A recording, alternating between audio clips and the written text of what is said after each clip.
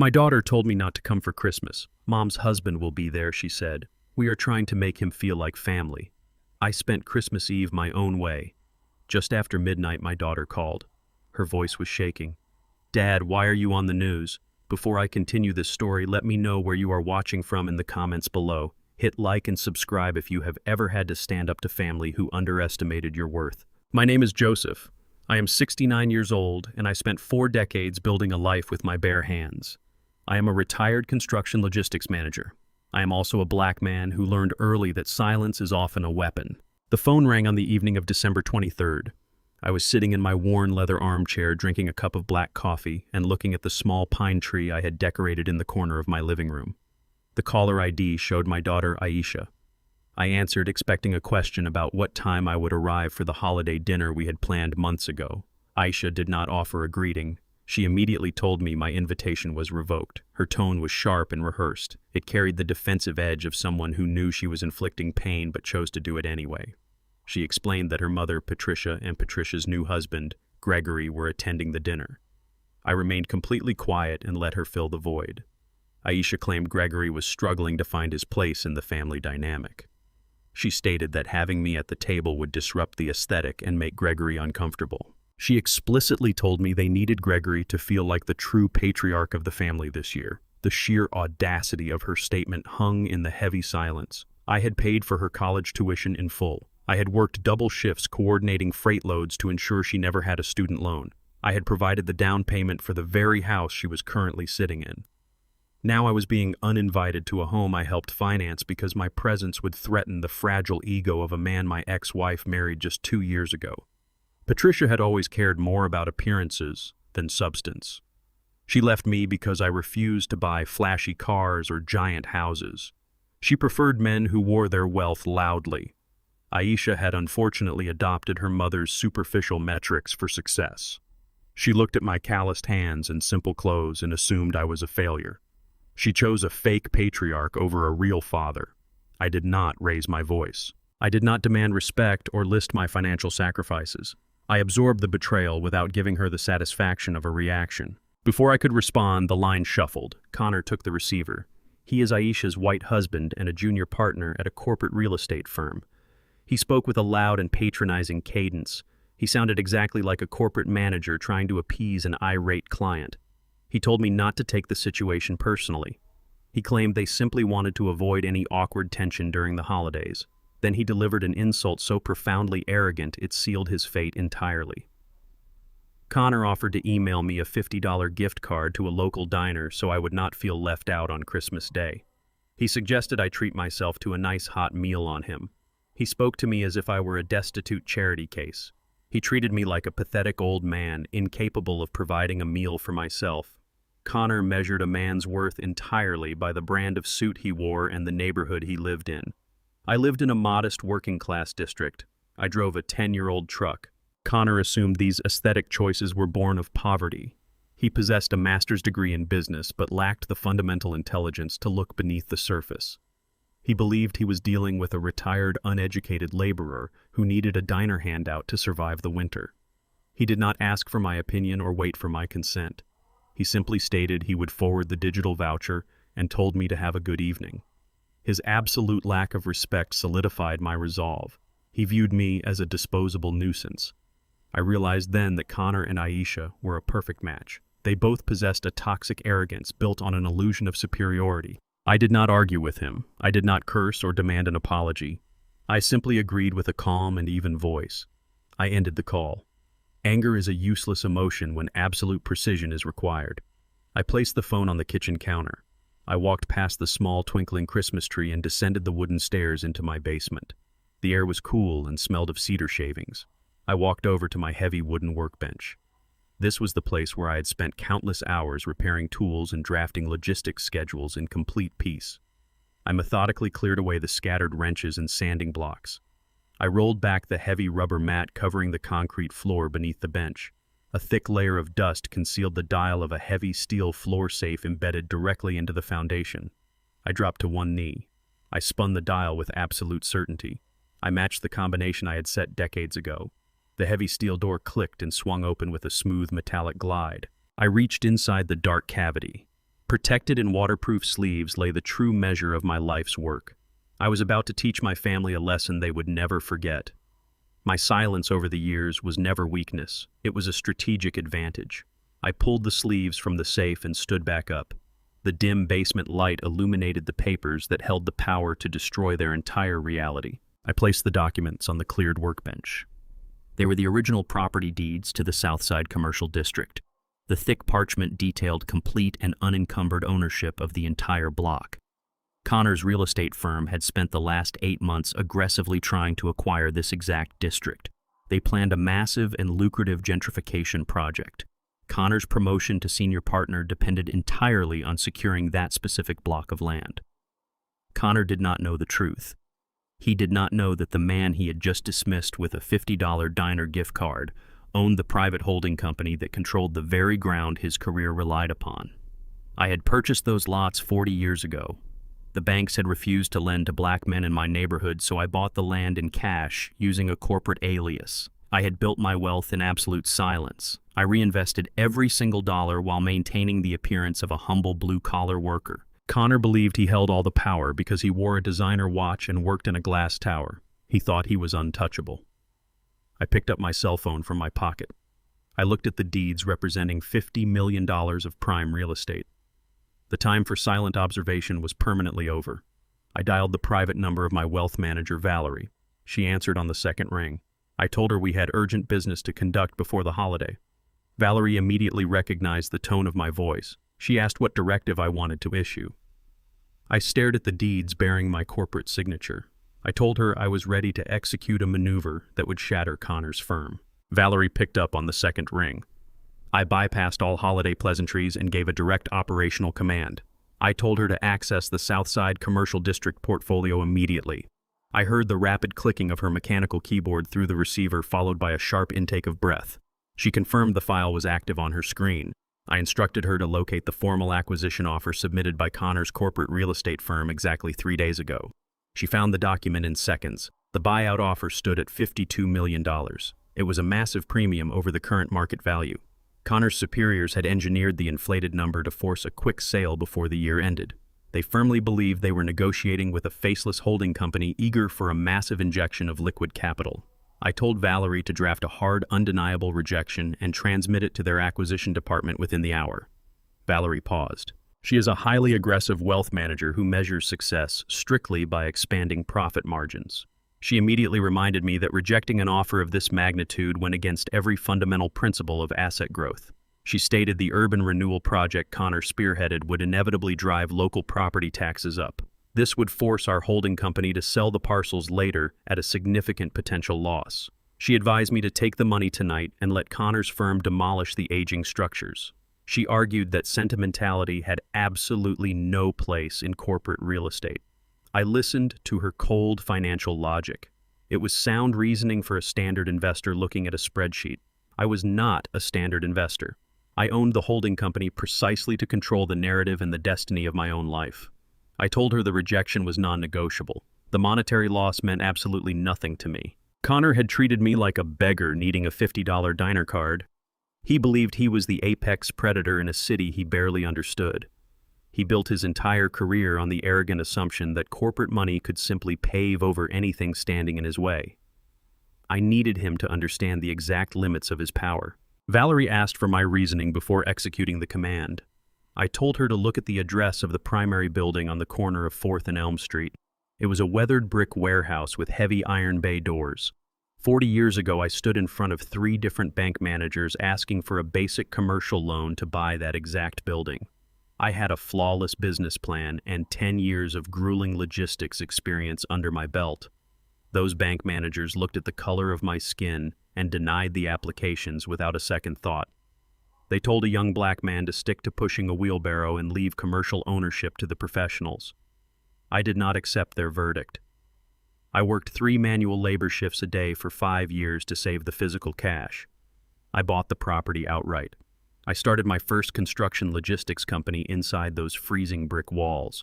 That building was the unshakable foundation of the empire that eventually paid for Connor's comfortable suburban lifestyle. I hired local men who could not find work anywhere else. We built a thriving community hub when the city refused to invest a single dime in our streets. Connor wanted to bulldoze that history to build luxury condominiums and artisanal coffee shops for wealthy investors who never sweat a day in their lives. He wanted to casually erase the struggle and the triumph of the people who built that district. I refused to allow an arrogant junior partner to destroy my legacy simply to secure a corporate promotion. The land was not a line item on a balance sheet. It was a monument to resilience. I gave Valerie the final directive. I instructed her to legally sever the holding company's ownership of the entire Southside commercial block. I ordered her to draft an irrevocable deed transfer directly to the city municipal government. The transfer carried one absolute and unbreakable condition. The land had to be officially designated as a permanent historical preservation site. No commercial developer could ever demolish the existing structures or alter the zoning rights. Connor's multi-million-dollar gentrification project would hit a permanent, impenetrable legal wall. The city would receive $50 million worth of prime real estate completely free of charge. They would gladly accept the donation and the strict conditions attached to it to score massive political points before the upcoming election. Valerie stopped typing. The silence stretched heavily across the phone line. She processed the sheer magnitude of the countermeasure. I was not just blocking Connor's project for the quarter, I was permanently destroying his firm's ability to ever develop that lucrative sector. The firm had already spent millions on architectural drafts, environmental permits, and political lobbying efforts based on the assumption the buyout was a guaranteed success. Connor had staked his entire reputation on delivering that land to his partners. Valerie finally found her voice. She warned me that an anonymous corporate donation of this massive scale would not remain quiet. The city council would issue an immediate press release to boast about the historical preservation. The local media would aggressively dig into the holding company's public records to uncover the primary benefactor. My true identity would be exposed on every local news channel by tomorrow morning. She cautioned that Connor and his firm would realize exactly who orchestrated their catastrophic financial failure. I told her that was the entire point of the exercise. I wanted Connor to know the man he uninvited from Christmas dinner was the architect of his professional demise. I wanted Aisha to witness the real value of the father she so casually discarded for a fake patriarch. I authorized the immediate broadcast. I told Valerie to finalize the digital signatures and release the documents directly to the mayor's office tonight. I ended the call and placed the phone face down on my workbench. The heavy steel door of the safe remained open, revealing the empty space where the deeds had rested for decades. I walked back up the wooden stairs to my kitchen. The house was dead quiet. The small pine tree blinked with colorful lights in the corner of the room. I picked up my mug and poured myself a fresh cup of black coffee. The bitter liquid burned the back of my throat. I sat down in my worn leather armchair and waited for the world to catch up to the decision I had just made. The grandfather clock in the hallway chimed 11 times. I remained in my worn leather armchair. The small pine tree in the corner cast a faint multicolored glow across the hardwood floor. My television was tuned to the local news channel. The volume was set low. I waited with the absolute patience of a man who had spent 40 years coordinating freight trains and construction crews. You learn to wait for the exact moment the concrete sets. At 11:15, the regular holiday programming abruptly cut to a breaking news banner. The female anchor appeared on the screen looking genuinely shocked. She announced the largest private land donation in the history of the city. She stated an anonymous holding company had just gifted the entire Southside commercial district to the municipal government. The broadcast detailed the immediate and permanent designation of the $50 million block as a protected historical site. The anchor explained the profound implications of this sudden transfer. The city council had enthusiastically accepted the donation in a late-night emergency session. The mayor had already issued a formal statement praising the unprecedented act of corporate philanthropy. I took a slow sip of my black coffee. The bitter taste grounded me. I watched the screen as the news station scrambled to analyze the fallout. They brought on a financial expert. He explained that this donation effectively killed the highly publicized urban renewal project slated for that exact location. Connor had spent the last 8 months bragging in the financial press about his firm leading that specific redevelopment. Now the television anchor was confirming his massive corporate failure live on the air. The trap I set was functioning with absolute precision. I felt a deep satisfaction watching the arrogant corporate strategy dissolve into nothing. The broadcast transitioned from the anchor desk to a live shot outside City Hall. The reporter standing on the snowy steps held a digital tablet. She announced that the city clerk had released a photograph of the primary benefactor signing the finalized deed transfer. The screen shifted to a high-resolution image. It showed me sitting at a polished mahogany table inside the municipal building earlier that evening. I wore my heavy canvas work jacket and my faded denim shirt. I looked exactly like the retired logistics manager Connor assumed I was.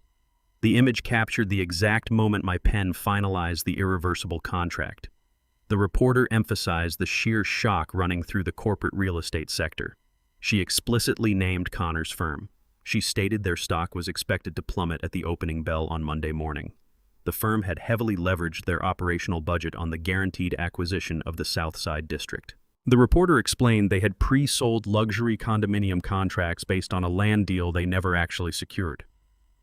Connor had built his entire professional reputation on a foundation of sand. He assumed the holding company was a desperate corporate entity needing a quick holiday buyout. He never bothered to investigate the actual ownership structure. I watched the financial analyst return to the screen. He bluntly stated that the real estate firm faced immediate catastrophic losses. He projected massive layoffs and potential bankruptcy proceedings for the partners who spearheaded the failed acquisition. The preservation clause attached to my donation was airtight. No developer could ever demolish a single brick on that block. My history was protected. Connor's future was demolished. I placed my empty coffee mug on the wooden side table. I felt no remorse. Connor had brought this destruction entirely upon himself through his own unfiltered arrogance. He pushed a quiet man into a corner and expected no resistance. He underestimated the intelligence required to build a fortune from the ground up. The digital clock on the television cable box flipped to 12:01. It was officially Christmas morning. My cell phone vibrated violently against the kitchen counter. The harsh buzzing shattered the quiet peace of my living room. I walked over and looked at the glowing screen. The caller ID displayed Aisha's name. I let it ring 3 times before I picked up the receiver. I did not offer a holiday greeting. I simply breathed into the microphone. Aisha's voice erupted through the speaker. She sounded shrill and entirely frantic. She demanded to know why her father was currently plastered across every local news channel. She screamed, asking how a retired construction manager possessed $50 million in commercial real estate. She demanded to know why I was giving away a fortune to the municipal government. Her voice carried the sharp edge of genuine panic. She was no longer the condescending woman who had uninvited me from dinner to protect her mother's fragile new husband. She was a terrified adult watching her financial security evaporate on live television. I listened to her erratic breathing. I did not interrupt her tirade. I let her exhaust her immediate adrenaline. She accused me of losing my mind. She claimed I was throwing away her rightful inheritance out of spite. She demanded I call the city council and revoke the signature immediately. She ordered me to fix the situation before Connor lost his partnership. She threatened to never speak to me again if I did not comply. I found her empty threats completely meaningless. I stood in my kitchen and stared out the window into the dark street. She sounded exactly like her mother. She valued the illusion of wealth over the reality of family loyalty. I recognized the exact tone of a woman realizing her safety net was permanently gone. I answered her demands with a completely steady voice. I told my daughter I was simply spreading Christmas cheer to the community that actually respected me. I stated the historical preservation was my gift to the working-class families of the South Side. The line went silent for a fraction of a second. Then I heard a violent scuffle in the background. Connor snatched the phone from his wife. He did not use his patronizing corporate tone this time. He screamed into the receiver with raw, unhinged fury. He shouted that I had just single-handedly bankrupted his entire firm. He cursed and demanded to know how I managed to acquire the holding company. He threatened to destroy me in court. He promised to have me committed to a psychiatric ward by Monday morning. He yelled that a $50 gift card was too good for a vindictive old man. I listened to his unraveling sanity. He was a desperate man watching his fabricated empire collapse in real time. He had tried to erase my history. I had successfully erased his future. I did not feel anger or sadness. I felt the pure crystalline clarity of a man reclaiming his own boundaries. I told Connor to enjoy his holiday dinner with the new patriarch of the family. I pressed the red button on the screen and disconnected the call. I turned off my cell phone entirely. The house returned to absolute silence. The first stage of the adjustment was complete. I walked back to my armchair and waited for the dawn. The sun had barely crested the horizon when the violent pounding on my front door began. The heavy thuds rattled the frosted glass of the entryway. I stood from my armchair and walked down the hallway with measured steps. I unlocked the deadbolt. Aisha and Connor shoved past me before I could even pull the door completely open. They brought the biting winter cold inside with them. They had clearly abandoned Gregory's luxurious holiday brunch to rush to my working-class neighborhood. Connor's face was flushed a deep crimson. His designer overcoat was unbuttoned and his tie hung loose around his neck. He looked absolutely unhinged. He did not offer a holiday greeting. He stepped directly into my personal space and pointed a trembling finger at my chest. He demanded I contact my legal team immediately and reverse the donation. He shouted that the transfer was an illegal transaction. He claimed I lacked the corporate authority to bypass his firm's active acquisition bid. I walked past him and went into the kitchen to pour my morning coffee. Connor followed closely behind me. He raised his voice louder to fill the quiet space of my home. He declared that no judge in the state would uphold a $50 million charitable donation made by a confused old man in the middle of the night. He stated he was prepared to have my medical records subpoenaed to prove cognitive decline. He thought the threat of a mental health evaluation would terrify me into submission. He assumed my silence was a symptom of fear rather than a tactical evaluation of his completely unraveling state. I took a slow sip from my mug. I informed Connor that the Historical Preservation Trust was legally ironclad and signed by 3 municipal judges hours before the news broadcast. I told him the ink was dry and the land was permanently, completely out of his reach. Connor slammed his bare hand against my kitchen counter. He screamed that I had absolutely no right to destroy his entire livelihood over a petty personal grudge. He glared at me with absolute hatred. Aisha stepped forward and positioned herself between me and her husband. She did not attempt to calm him down or apologize for his aggressive intrusion into my home. Instead, she directed her intense fury entirely at me. She crossed her arms and scowled. She scolded me for hiding a massive fortune while pretending to be a retired blue-collar worker living on a fixed pension. She claimed my frugal lifestyle was a manipulative lie designed to deceive my own family. Her voice cracked with indignant rage as she listed her financial grievances. She complained bitterly about struggling to pay the exorbitant mortgage on her 6-bedroom suburban house.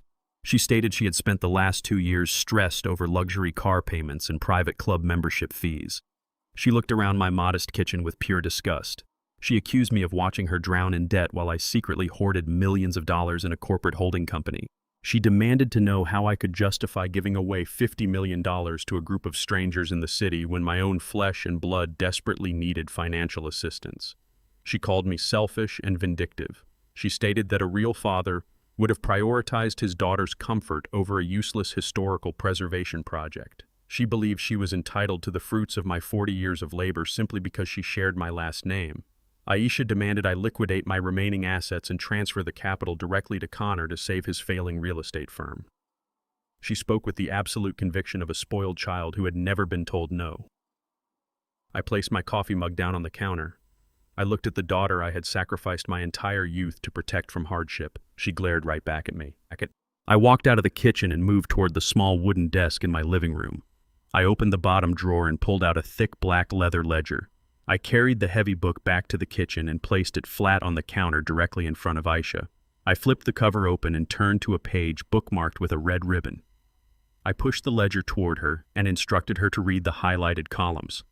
Aisha looked down at the paper. Her angry expression faltered as she scanned the rows of meticulously recorded dates and financial figures. I forced her to read the exact amounts of the anonymous deposits made into her personal checking account over the last 10 years. She saw the $50,000 payment that miraculously cleared her university student loans the day before her graduation. She read the $200,000 wire transfer that served as the blind down payment for her sprawling luxury home. I watched the realization wash over her face. I proved beyond any doubt that I had silently funded her entire privileged lifestyle through a proxy wealth management firm. I never took credit for the money because I wanted her to feel the pride of independent ownership. I paid her debts so she could build a life without the crushing weight of financial anxiety. I explained that she was never struggling.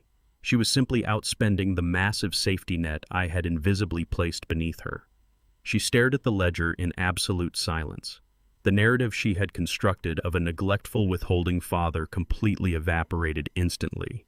She realized the very house she refused to invite me to for Christmas was purchased entirely with my money. She dropped her gaze immediately. Her hands began shaking very fast. Connor snatched the black ledger off the counter. He scanned the financial records verifying his wife's massive hidden subsidies. His face twisted into a mask of pure desperation and rage. He realized his entire aesthetic of self-made success was a complete fabrication financed by my construction money. He violently threw the heavy leather book onto the hardwood floor. The loud crash echoed through the quiet house. He pointed a trembling finger at my face. Connor threatened to drag me into civil court and sue me for tortious interference. He claimed my sudden land donation was a targeted, malicious attack designed to deliberately sabotage his corporate firm. He screamed that his senior partners would bury me in endless litigation until I was completely bankrupt. I did not flinch or raise my voice in response to his screaming. I looked him dead in the eye with absolute calm. I welcomed the lawsuit. I told him I looked forward to seeing his corporate lawyers attempt to dismantle a state-sanctioned historical preservation trust in front of a federal judge. I walked to the front entryway and pulled the heavy oak door wide open. The freezing winter wind rushed into the hallway.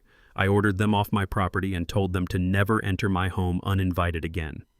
Connor grabbed his wife by the arm and pulled her out the door. They marched down the driveway in total defeat. I quickly locked the solid deadbolt tightly. The fierce battle had officially commenced today. I stood by the open front door waiting for them to cross the threshold and exit my life. Connor did not move toward the freezing winter air. He stood his ground in the center of my living room and kicked the black ledger across the hardwood floor. He squared his shoulders and puffed out his chest. He desperately needed to reclaim the power dynamic he felt slipping through his fingers. He proudly announced that my historical preservation stunt would not survive a single day in federal court. He claimed his real estate firm was not an isolated local agency that could be bullied by a retired construction manager. Connor boasted that his firm was shielded and heavily subsidized by a massive corporate backer. He spoke the name of the parent company with absolute reverence. He stated that Apex Holdings provided an impenetrable umbrella of financial and legal protection over his entire office. He declared that Apex Holdings retained a legion of ruthless corporate litigators who specialized in destroying fraudulent land trusts. He promised me those lawyers would tear my charitable donation apart and personally bankrupt me in the process. He wore a smug and triumphant sneer. He genuinely believed invoking the name of a faceless corporate giant would strike terror into my heart. He assumed I was entirely ignorant of the higher echelons of corporate finance. He threatened to have the parent company liquidate my remaining assets to cover the damages I had caused his firm. I listened to his frantic, arrogant monologue without blinking. I slowly closed the heavy front door and engaged the deadbolt. I walked back to my wooden desk and unlocked the bottom left drawer. I reached past my old drafting tools and pulled out a single heavy document sealed in a transparent sleeve. I carried the paper back to the center of the room. I held the document out and ordered Connor to read the primary articles of incorporation. He snatched the paper from my hand with a scoff of pure disdain. He looked down at the heavy watermarked parchment. I watched his eyes scan the bold legal headers and the notarized signatures at the bottom of the page. The smug expression completely melted off his face. The blood drained from his cheeks, leaving his skin a sickly pale gray. The document proved beyond any shadow of a legal doubt that I was the founder and primary majority shareholder of Apex Holdings. I explained the reality of the situation with slow and deliberate articulation. I built my regional logistics network from the ground up and eventually incorporated it into Apex Holdings to shield my wealth. I told him my holding company subsidized his firm's entire operational budget.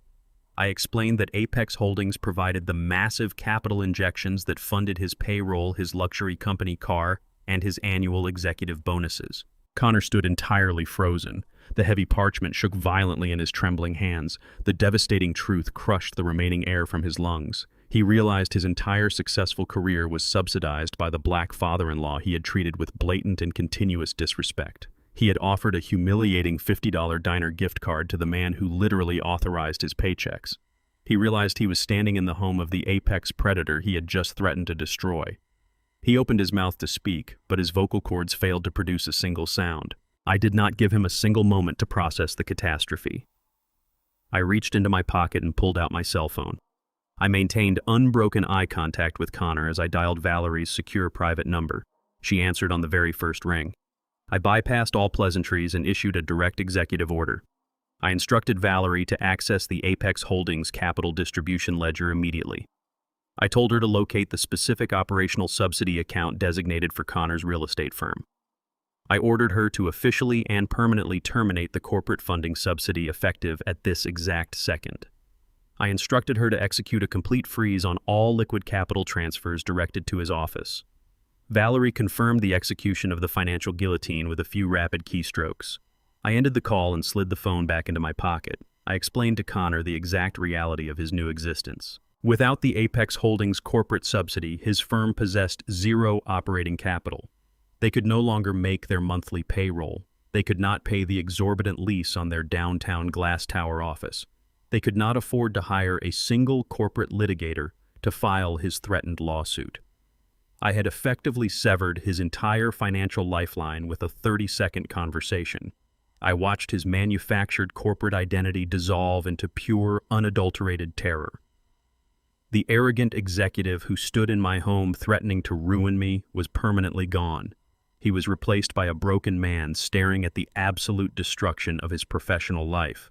I reached out and calmly pulled my corporate document from his paralyzed fingers. Aisha finally broke out of her stunned silence. She stepped forcefully in front of her ruined husband, her face contorted into a mask of absolute hatred and panic. She pointed her manicured finger inches from my face and called me a vindictive monster. She shrieked that I was a cruel and abusive man who actively enjoyed destroying his own family.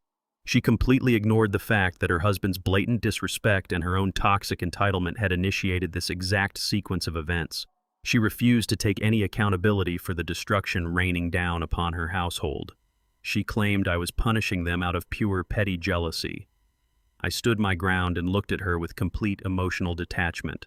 I told her I was simply teaching them the actual cost of the arrogance they so casually weaponized against me. Aisha narrowed her eyes and delivered a final desperate threat.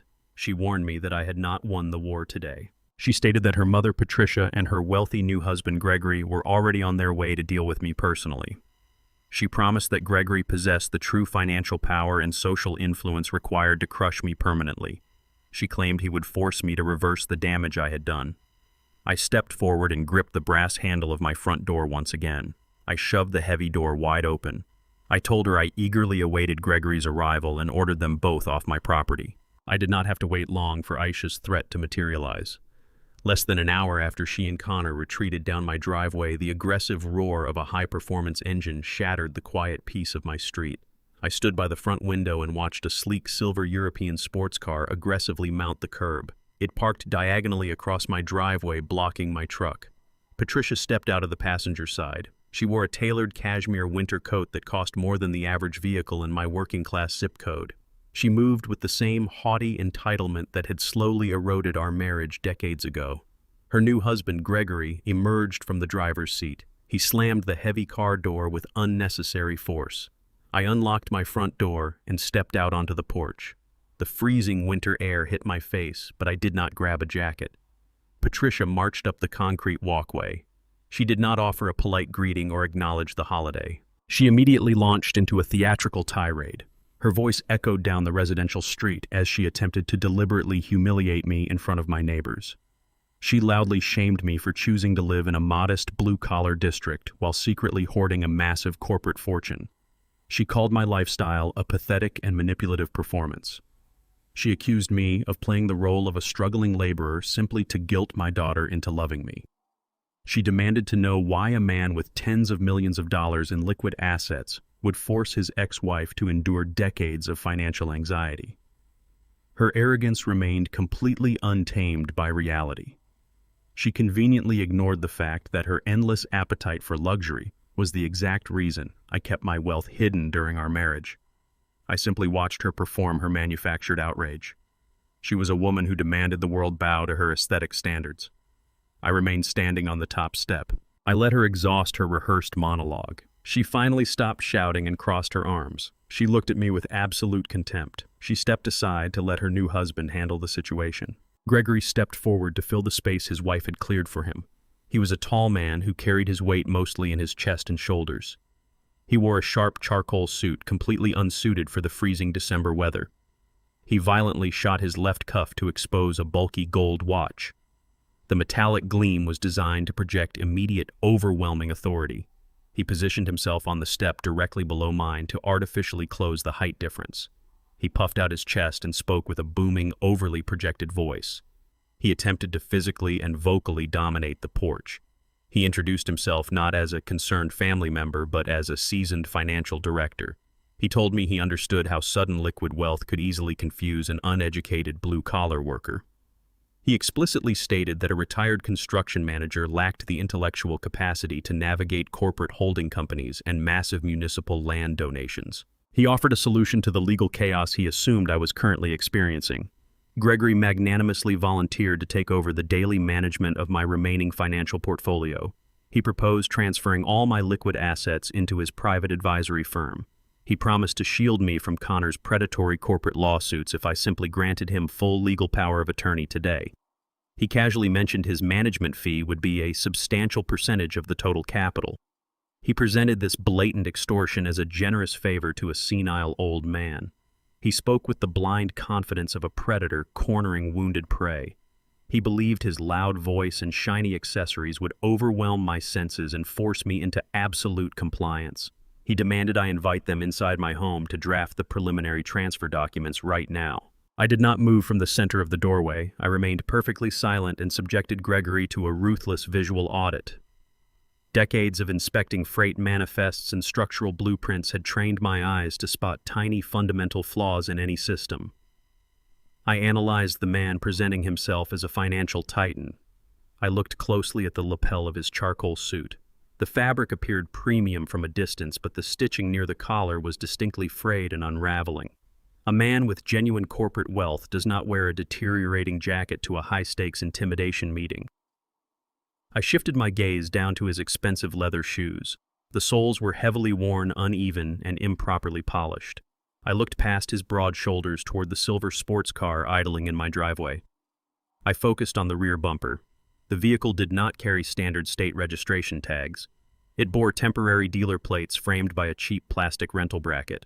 The sleek European machine was not a purchased asset. It was a short-term weekend lease secured solely to project a fraudulent image of success. The entire picture crystallized in my mind instantly. Gregory was not a wealthy patriarch swooping in to rescue my uneducated mind. He was a desperate bankrupt con artist. He was suffocating under the weight of his own expensive illusions. He needed my money just as badly as Connor did. Patricia had abandoned a hard-working, loyal husband to marry a complete financial mirage. The realization was profoundly pathetic. I looked back into Gregory's aggressive eyes. I saw the raw panic hiding just beneath his blustering alpha facade. The loud voice and the heavy gold watch were simply cheap camouflage. He was entirely broke. I delivered my response with surgical precision. I coldly denied his management offer and informed him I would rather burn my remaining fortune in a steel drum than let a desperate bankrupt fraud touch a single dime. I told him his leased sports car and his fraying suit did not impress me. The color instantly vanished from Gregory's face. The blunt exposure of his financial ruin shattered his carefully constructed facade. Panic immediately morphed into violent aggression. He lunged forward and grabbed my left shoulder with a heavy, forceful grip. He intended to physically shove me backward into my own house to establish dominance. He made a catastrophic miscalculation. I had spent 40 years hauling steel beams and manhandling heavy construction equipment. My muscles carried the dense, residual strength of a lifetime of grueling physical labor. I did not step back. I brought my right hand up and clamped my calloused fingers over his wrist. I applied immediate crushing pressure directly to his joint and twisted my arm downward with brutal mechanical force. Gregory let out a sharp, breathless yelp. The sudden agonizing pain buckled his knees instantly. He dropped hard onto the freezing concrete porch. His heavy gold watch scraped loudly against the stone step. I kept his wrist locked in a punishing bind. I leaned over his trembling frame and prepared to issue my final directive to the man who thought he could claim my territory. I maintained the crushing pressure on Gregory's wrist for exactly 3 seconds. I wanted the physical reality of his powerlessness to imprint permanently on his mind. He let out a breathless whimper. I released my grip and stepped back. Gregory scrambled backward across the freezing concrete like a frightened animal. He clutched his bruised arm against his chest. Patricia stood entirely paralyzed. Her eyes darted from her humiliated husband to my unbothered posture. The grand illusion she had married was kneeling in the dirt, holding a leased key fob. I did not raise my voice. I ordered them to get off my property and never return. They scrambled into their silver sports car and sped down the street in absolute silence. I walked back inside my quiet home and locked the heavy oak door. I walked into the kitchen and poured the remaining cold coffee down the sink. I realized the true depth of the danger surrounding my daughter. Aisha was not simply arrogant. She was hopelessly trapped inside a toxic ecosystem built entirely on financial lies. She had married a man who faked his corporate dominance. She idolized a stepfather who leased his entire existence. They were feeding her an endless stream of entitlement while silently drowning in their own deceit. She would never understand the value of honest labor as long as she remained blinded by their expensive camouflage. I knew a simple financial cutoff would not break the spell. They would simply pivot and find another way to manipulate her or steal from someone else to maintain their facade. I made a final and absolute decision. I had to dismantle Gregory's entire illusion brick by brick. I had to expose the rotting foundation of their fake empire so Aisha could finally see the truth. I picked up my coat and my car keys. I had work to do. I drove my 10-year-old truck straight into the heart of the downtown financial sector. I bypassed the main lobby of Valerie's corporate building and used my secure access card to enter the private executive elevators. I walked directly into her corner office overlooking the city skyline. Valerie sat behind a massive glass desk. She took one look at my face and immediately closed the laptop screen in front of her. She knew my sudden physical presence meant we were shifting from passive asset management to active warfare. Decades ago, I used ruthless financial audits to crush corrupt contractors who tried to overcharge my logistics company. I learned early that numbers never lie, even when the men writing them do. I sat in the leather chair opposite her desk. I gave her my next directive. I ordered a complete and merciless forensic audit of Gregory's personal finances and his supposed private advisory firm. I told her to simultaneously run a deep background check on the internal accounts of Connor's real estate agency. Valerie did not ask for justifications. She picked up a legal pad and began writing. She possessed the security clearances and the digital infrastructure to access shadow accounts and hidden corporate registries. I instructed her to trace every single dollar flowing between Connor's firm and Gregory's accounts. I knew men like them operated on a shared frequency of greed. I suspected their sudden aggressive alliance was not based on family loyalty, but on a mutual financial desperation. Valerie promised to have a preliminary report by morning. She stated she would deploy a team of offshore analysts to bypass standard banking firewalls. She warned me that tracing these specific funds might reveal criminal negligence. I told her that was exactly what I was counting on. I returned to Valerie's office at 8 o'clock the following morning. She had not slept. She stood by a large whiteboard covered in red marker lines and printed banking ledgers. She handed me a thick manila folder the moment I walked through the door. Valerie uncovered a massive and fatal discrepancy in their ledgers.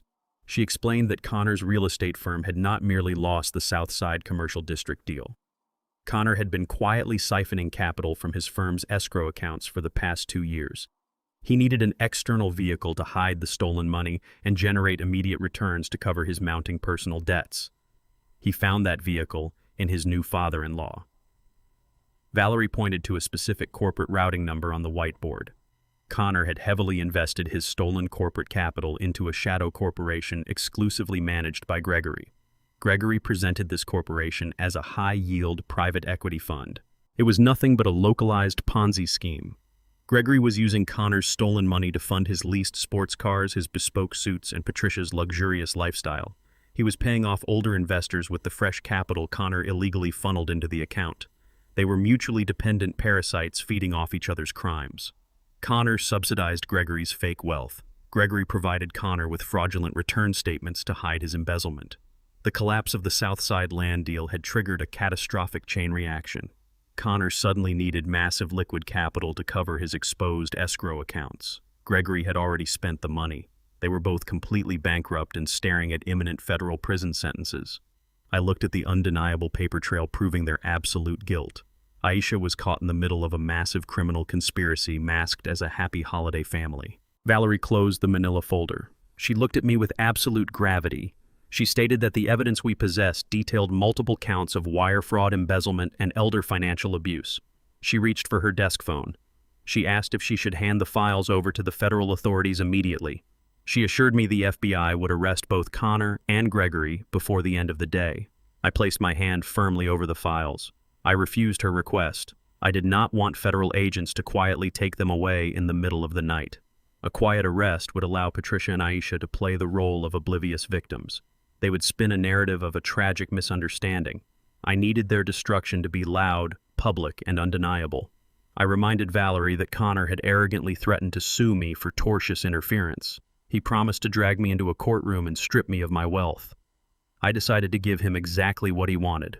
I instructed Valerie to lock the audit files in her most secure digital vault. I told her we would let Connor file his desperate lawsuit. We would let them march into open court and perjure themselves under oath. I wanted them to build their own gallows on the public record. The trap was fully armed. We just had to wait for them to step inside. The financial guillotine dropped with absolute precision. Valerie monitored the digital shockwaves from her secure office and relayed the timeline of their destruction directly to my phone. Connor missed his primary payroll distribution at exactly 4 o'clock on Friday afternoon. His corporate accounts were utterly barren. The holding company subsidies he relied on to float his entire operation had vanished without a trace. His real estate firm immediately defaulted on 2 massive commercial leases. Gregory faced an even more violent reality. The localized Ponzi scheme he masqueraded as a private equity fund imploded. The second Connor stopped funneling stolen escrow cash into his shadow accounts. Gregory's aggressive early investors demanded their quarterly dividend payouts. There was absolutely zero liquid capital left to distribute. Gregory was forced to ignore their relentless phone calls. He barricaded himself inside Patricia's house. Both men were cornered animals staring into an inescapable abyss. The federal authorities would inevitably audit Connor's empty escrow accounts by the end of the month. The discovery of the missing funds would trigger an automatic criminal referral to the Department of Justice. They were both facing 10 to 15 years in a federal penitentiary for wire fraud and embezzlement. They had less than 72 hours to inject massive amounts of untraceable capital back into their respective ledgers. Legitimate banks would never lend them a single dollar. Their corporate allies had already abandoned them the moment the news of the Southside Commercial District donation broke. They were entirely isolated and bleeding cash by the minute. I sat in my quiet living room and calculated their next logical maneuver. Desperate men do not gracefully accept defeat. They lash out and look for the easiest target to exploit. Connor and Gregory believed they only had one viable source of limitless wealth remaining in their immediate radius. They intended to legally pillage the very man they had spent the entire holiday season insulting. I simply waited for them to make their fatal mistake. At 11 o'clock that night, my cell phone illuminated the dark room. A silent notification flashed across the screen indicating motion detected in Sector 1. I picked up the device and tapped the encrypted application. 5 years ago, Aisha purchased her sprawling luxury home in an exclusive suburban neighborhood. The district experienced a highly publicized string of aggressive home invasions shortly after she moved in. Aisha was terrified to sleep in the house alone when Connor traveled for his corporate real estate conferences. I did not offer her empty words of comfort. I spent 3 days personally wiring a state-of-the-art surveillance system into the architecture of her home. I installed high-definition micro cameras in the primary living spaces to ensure she was never vulnerable. I purchased the equipment in physical cash and registered the master administrative account on my own private server. Aisha completely forgot the cameras existed within a week of the installation. I never deactivated the administrator feed. I opened the live stream on my phone. The digital interface loaded instantly. Connor and Gregory were standing in the center of Aisha's immaculate living room. The primary lights were turned off. The room was illuminated only by the faint blue glow of a muted television screen. The tension radiating from their bodies was palpable even through a digital transmission. Connor paced violently across the expensive Persian rug. He ran his hands through his unkempt hair. Gregory sat heavily on a white leather sofa. He aggressively rubbed his temples. The arrogant alpha facade he projected on my front porch had completely dissolved. He looked old-tired and profoundly terrified. They were waiting for someone to arrive. The heavy oak front door of Aisha's house opened with a quiet click. A third man stepped into the dimly lit living room. He wore a rumpled tan trench coat and carried a scuffed leather briefcase. The hidden surveillance microphone picked up the audio feed with pristine clarity.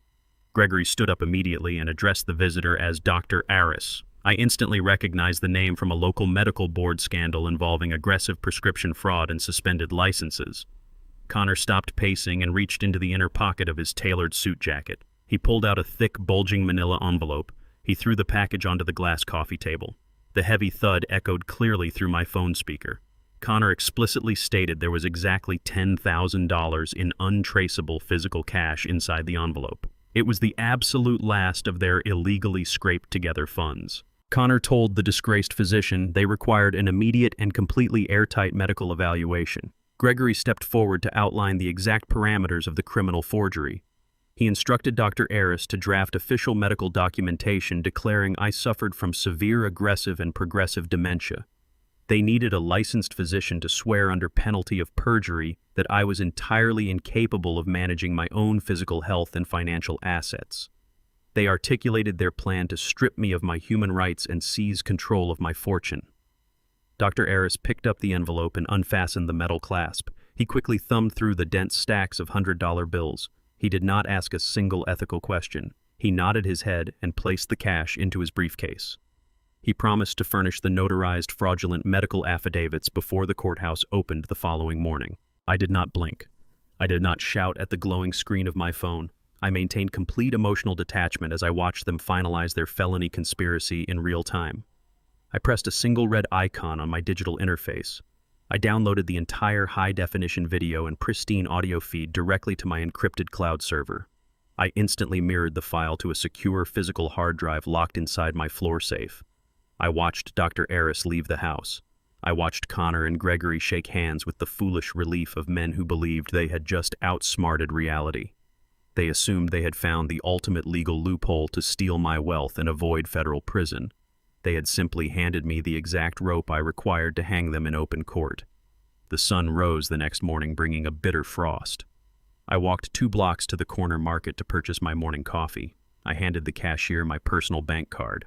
The point-of-sale machine beeped loudly and flashed a red decline notice. My cell phone immediately chimed with an automated legal alert from my primary bank. Connor had moved with desperate speed. He had filed an emergency ex parte injunction for legal conservatorship at the county courthouse.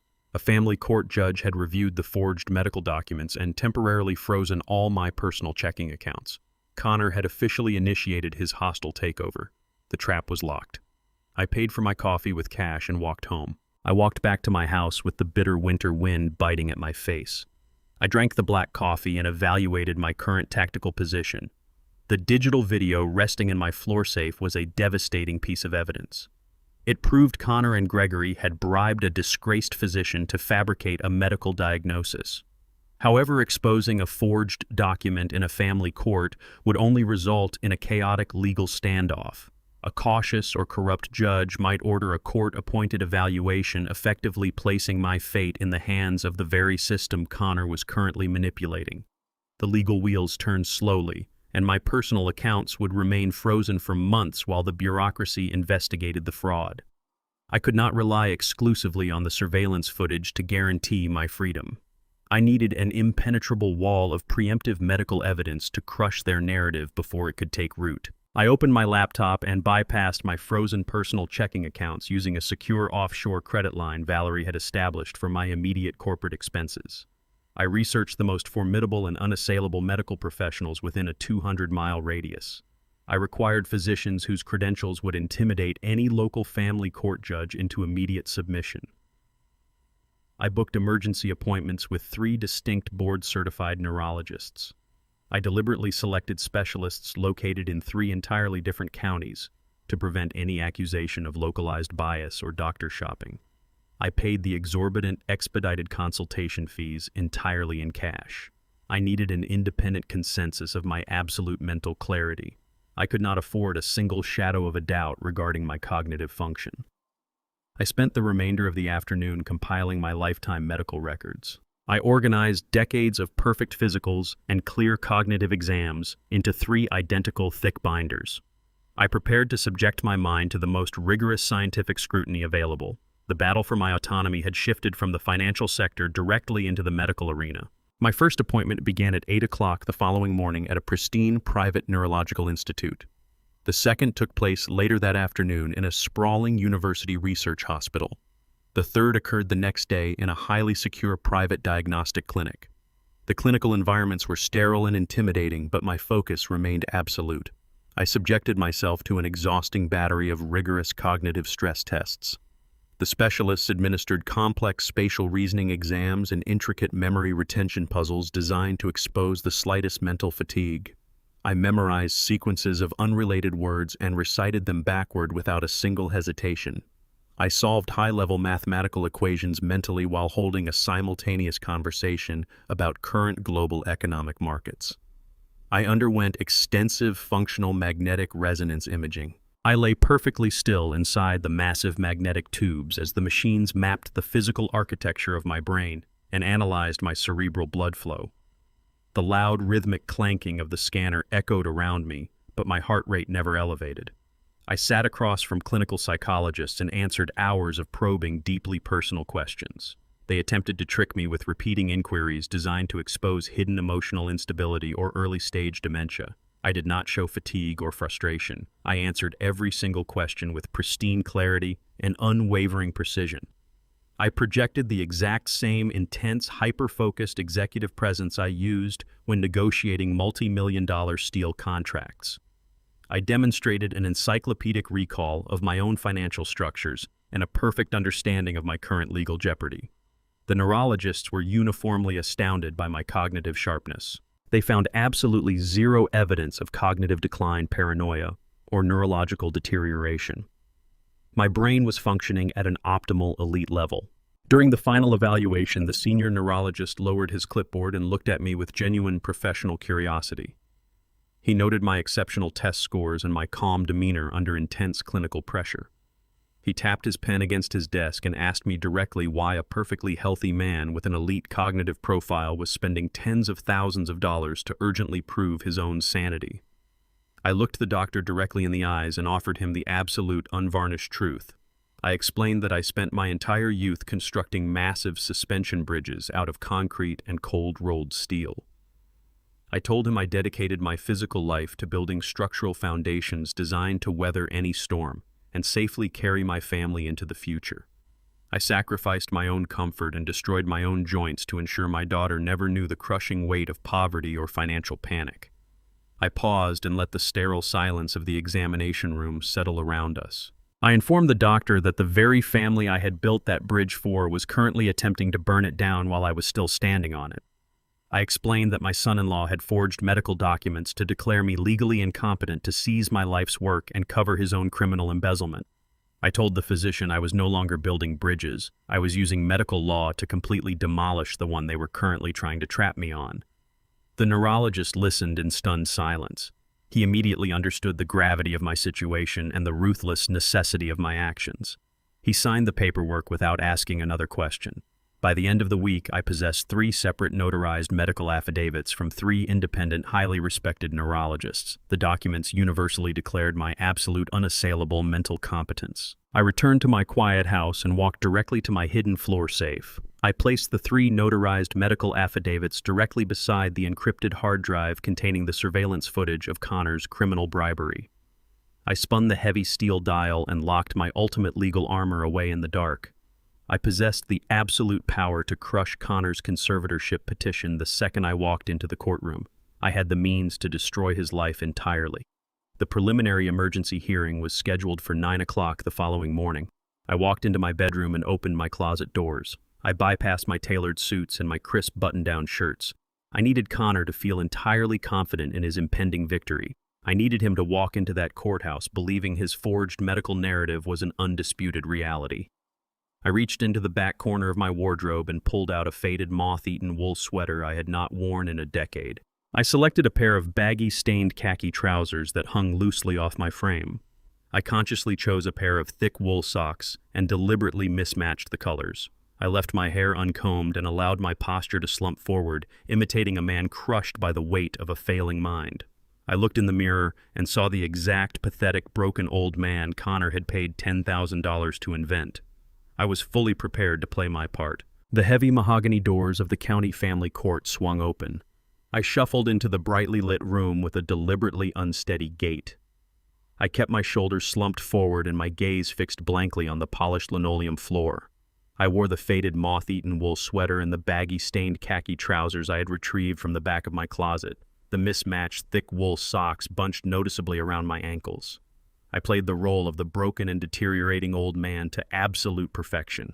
I let my hands tremble slightly as I took my seat at the defense table. Valerie sat beside me. She arranged her legal pads with quiet efficiency. She did not look at me or offer any comforting gestures. She knew exactly what we were doing. I glanced across the aisle. Connor stood near the plaintiff's table. He wore a crisp, bespoke navy suit that projected absolute corporate authority. He adjusted his silk tie and whispered confidently to his hired family law attorney. He looked like a man who had already won the war. I shifted my vacant stare toward the wooden gallery benches. Patricia and Aisha sat in the second row. They were dressed immaculately in expensive designer coats and heavy gold jewelry. They looked as though they were attending a high society charity luncheon rather than a legal hearing designed to strip a man of his basic human rights. Patricia looked at my ragged appearance with poorly disguised disgust. She nudged her daughter and pointed a manicured finger at my mismatched socks. Aisha looked nervous.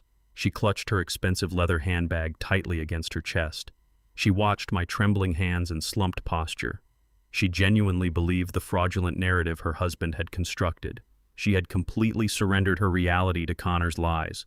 She accepted the illusion that her father was losing his mind. I did not break character. I simply stared at the blank wooden table in front of me and waited for the legal theater to commence. The bailiff called the courtroom to order. The presiding judge was a stern woman with a reputation for clearing her emergency docket with ruthless efficiency. Connor's attorney immediately called his primary witness to the stand. Connor walked up the wooden steps and placed his hand on the Bible. He swore under oath to tell the absolute truth.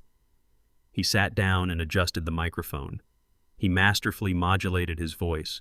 He dropped his standard arrogant tone and adopted a cadence of reluctant heartbreak and heavy familial duty. He testified that I had been suffering from severe cognitive decline for several months. He claimed I frequently wandered my neighborhood and forgot the names of my own family members. He stated that the situation had escalated into a severe financial emergency. He lied effortlessly under oath.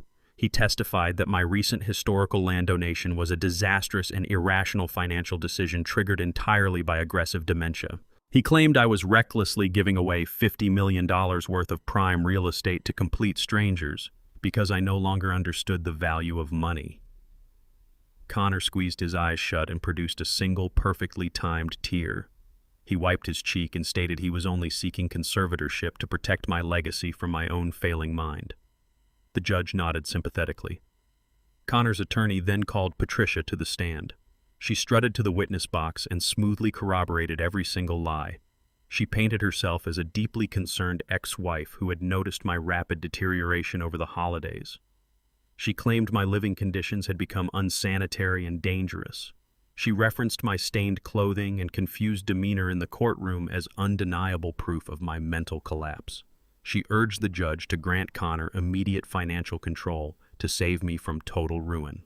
The judge turned her attention to the defense table. She looked down at my slumped posture with a mixture of professional pity and administrative impatience.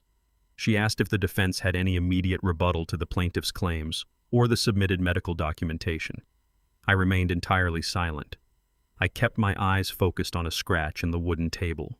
Valerie leaned over and placed her hand on my arm. She had explicitly advised me in the hallway to remain completely mute throughout the entire preliminary hearing. Any outburst or coherent defense today would only complicate our ultimate strategy. Valerie stood up and addressed the bench with a respectful but subdued tone. She formally requested that the matter proceed to a full evidentiary trial before any permanent guardianship decisions were made. She deliberately offered zero counter-evidence to refute Connor's claims. She did not mention the 3 notarized neurological affidavits currently locked inside my floor safe. She did not mention the hidden camera footage proving the medical evaluation was a $10,000 forgery. The judge looked at the fraudulent medical affidavit signed by the disgraced Dr. Aris. She believed she was looking at a tragic but textbook case of rapid cognitive decline.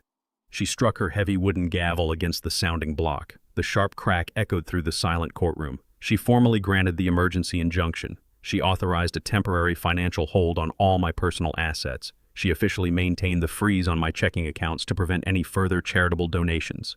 She scheduled the final binding competency trial for exactly 14 days later. She ordered that all permanent conservatorship decisions would be finalized at that time. The trap closed precisely as we had engineered it. The judge dismissed the courtroom. I stood up slowly and shuffled down the center aisle. I kept my head down and my shoulders hunched. The heavy wooden doors opened into the sprawling marble hallway of the county courthouse. Connor walked out a moment later. He was flanked by his attorney and his wife. He moved with the arrogant swagger of a man who believed he had just successfully stolen an empire. He walked directly past me and intentionally bumped his shoulder against mine. He leaned in close as he passed.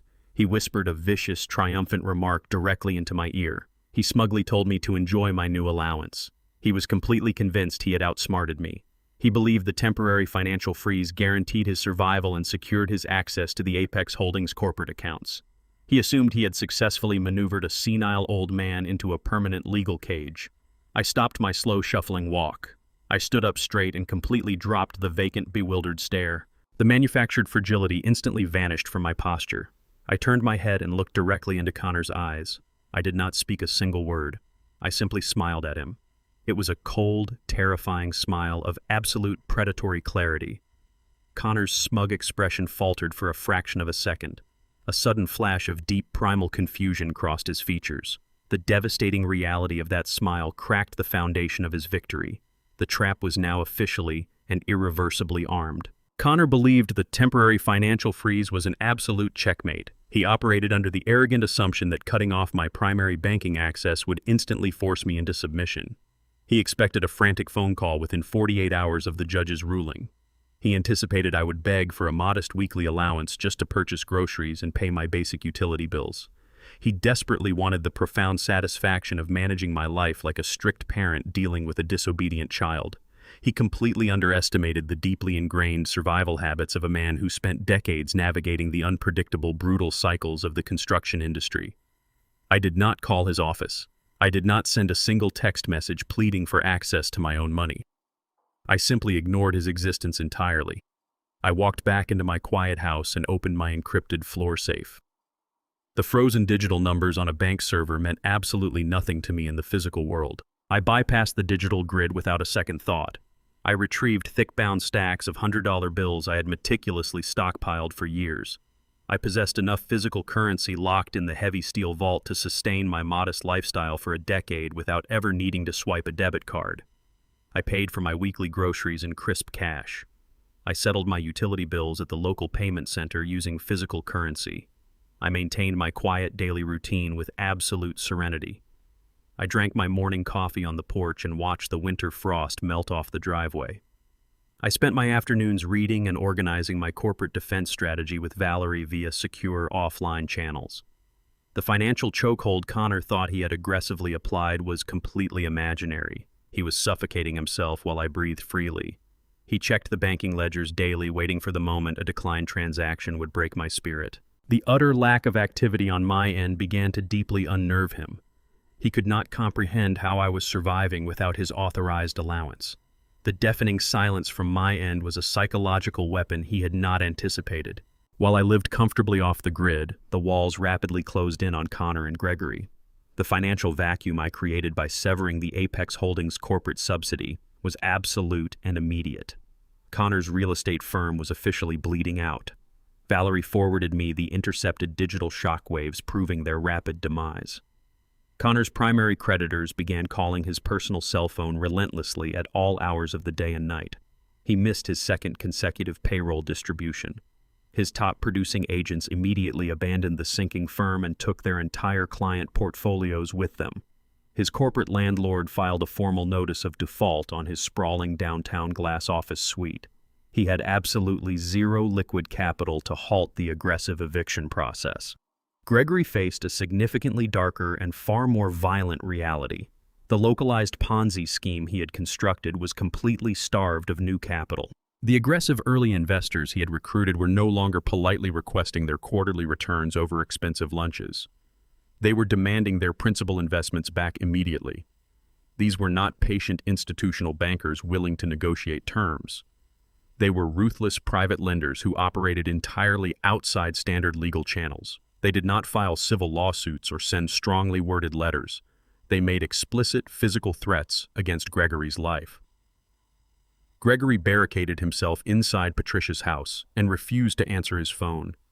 He parked his leased European sports car inside the garage to hide it from aggressive repo agents actively circling the neighborhood. The stolen funds Connor had illegally funneled from his escrow accounts into Gregory's shadow corporation were completely gone.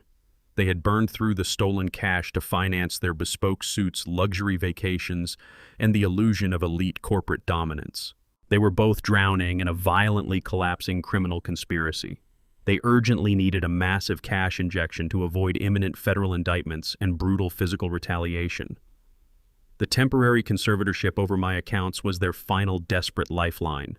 They needed me to break. The breaking point arrived on a freezing Tuesday afternoon. A black luxury SUV sped down my quiet street and slammed aggressively into my driveway. The brakes shrieked loudly against the cold pavement. Aisha practically threw herself out of the driver's seat before the heavy vehicle even shifted completely into park. She ran up my concrete walkway with reckless speed. She did not bother to ring the doorbell or knock politely. She pounded her fists violently against the heavy oak wood.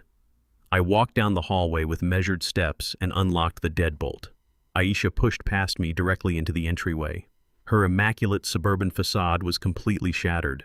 Her designer winter coat was unbuttoned and her perfectly styled hair was a frantic mess. Her eyes were wide with pure, unadulterated panic. She did not attempt to apologize for the brutal courtroom perjury she had silently witnessed. She immediately demanded I contact the family court judge and sign an emergency release of funds. She screamed that Connor's firm was collapsing and the bank was actively threatening to foreclose on their sprawling 5-bedroom house. She ordered me to authorize a massive liquid transfer to save her husband from total financial ruin. She claimed it was my fundamental duty as a father to rescue them from the disaster they had created. She demanded immediate access to my corporate holding accounts. She frantically explained that Gregory's investors were threatening severe physical violence, and Connor was facing catastrophic legal consequences regarding missing escrow funds. She completely ignored her own toxic complicity in the entire criminal conspiracy. She expected me to instantly absorb the catastrophic damage of their unbridled arrogance. She stood in my hallway, shaking violently, waiting for me to pull out a checkbook and make her nightmare disappear. I looked at the panicked, frantic face of the daughter I had sacrificed my entire youth to protect. I felt absolutely zero compulsion to rescue her from the flames she had helped ignite. I looked directly into her wide, terrified eyes and maintained complete emotional detachment. I reminded her of the exact moment she established the current value of our relationship. I told her in a low, steady voice that she had cheerfully traded her father's loyalty for a $50 diner gift card on Christmas morning. I explained that she had explicitly demonstrated the precise price tag she placed on my presence in her life. I informed her that $50 would not cover a single hour of the elite corporate defense attorneys Connor currently required to keep himself out of a federal penitentiary. I told her I would not spend a single dime of my regional logistics fortune to bail out a pair of bankrupt felons. The shock of my absolute refusal paralyzed her completely. Her jaw dropped, and the frantic screaming instantly ceased. She stared at me in total disbelief. She had never heard me refuse a direct request for help in her entire life. She finally realized the massive safety net I had maintained for decades was permanently and ruthlessly severed. I did not give her a chance to formulate a crying rebuttal. I stepped forward and forced her back across the threshold onto the freezing concrete porch. I shut the heavy oak door directly in her face. I engaged the solid steel deadbolt with a loud, decisive click. Valerie provided me with a flawless and meticulously detailed account of Connor's morning. Armed with the temporary ex parte injunction, he had successfully manipulated a judge into signing my son-in-law, wasted absolutely no time attempting to monetize his perceived victory. He operated under the desperate delusion that a single piece of paper bearing a county seal instantly granted him the keys to my entire financial kingdom. Connor drove his luxury sedan directly to the largest commercial bank in the financial district. He did not go to a standard teller window. He demanded an immediate audience with a senior commercial loan officer. He strode into the private glass-walled office, projecting the manufactured confidence of a seasoned corporate executive. He slapped the temporary conservatorship order onto the mahogany desk.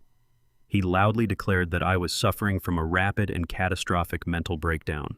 He played the role of the burdened but responsible family patriarch stepping in to manage a crisis. Connor formally requested an emergency high-interest commercial equity loan. He attempted to leverage my entire portfolio of regional logistics warehouses and residential real estate as direct collateral for the massive cash injection. He needed millions of dollars instantly to plug the gaping holes in his escrow accounts and pay off the violent underground lenders currently hunting Gregory. He sat back in the leather guest chair and crossed his legs. He smirked at the loan officer. He genuinely believed his fraudulent legal maneuver had successfully bypassed my financial blockade. He assumed the bank would immediately open a limitless line of credit based purely on the estimated value of my physical assets. The senior loan officer meticulously reviewed the court order and began entering my personal identification metrics into the bank's primary terminal. Connor watched eagerly, waiting for the digital floodgates to open. The loan officer stared at his monitor as a series of hard administrative blocks populated the screen. He adjusted his glasses and looked back at Connor with a mixture of professional confusion and polite finality. He informed my son-in-law that the bank could not authorize a single dollar of credit against the requested properties. The officer patiently explained the brutal reality of my financial architecture. I did not hold a single warehouse deed or residential title under my own personal Social Security number. Over 15 years ago, Valerie and I had legally transferred every single physical asset into an ironclad, irrevocable blind trust. The trust was structurally designed to be completely impenetrable. It required the unanimous cryptographic authorization of 3 independent corporate trustees to approve any external lien or transfer of equity. A temporary county conservatorship held absolutely zero jurisdiction over a private corporate trust. Connor's face flushed a deep, aggressive crimson.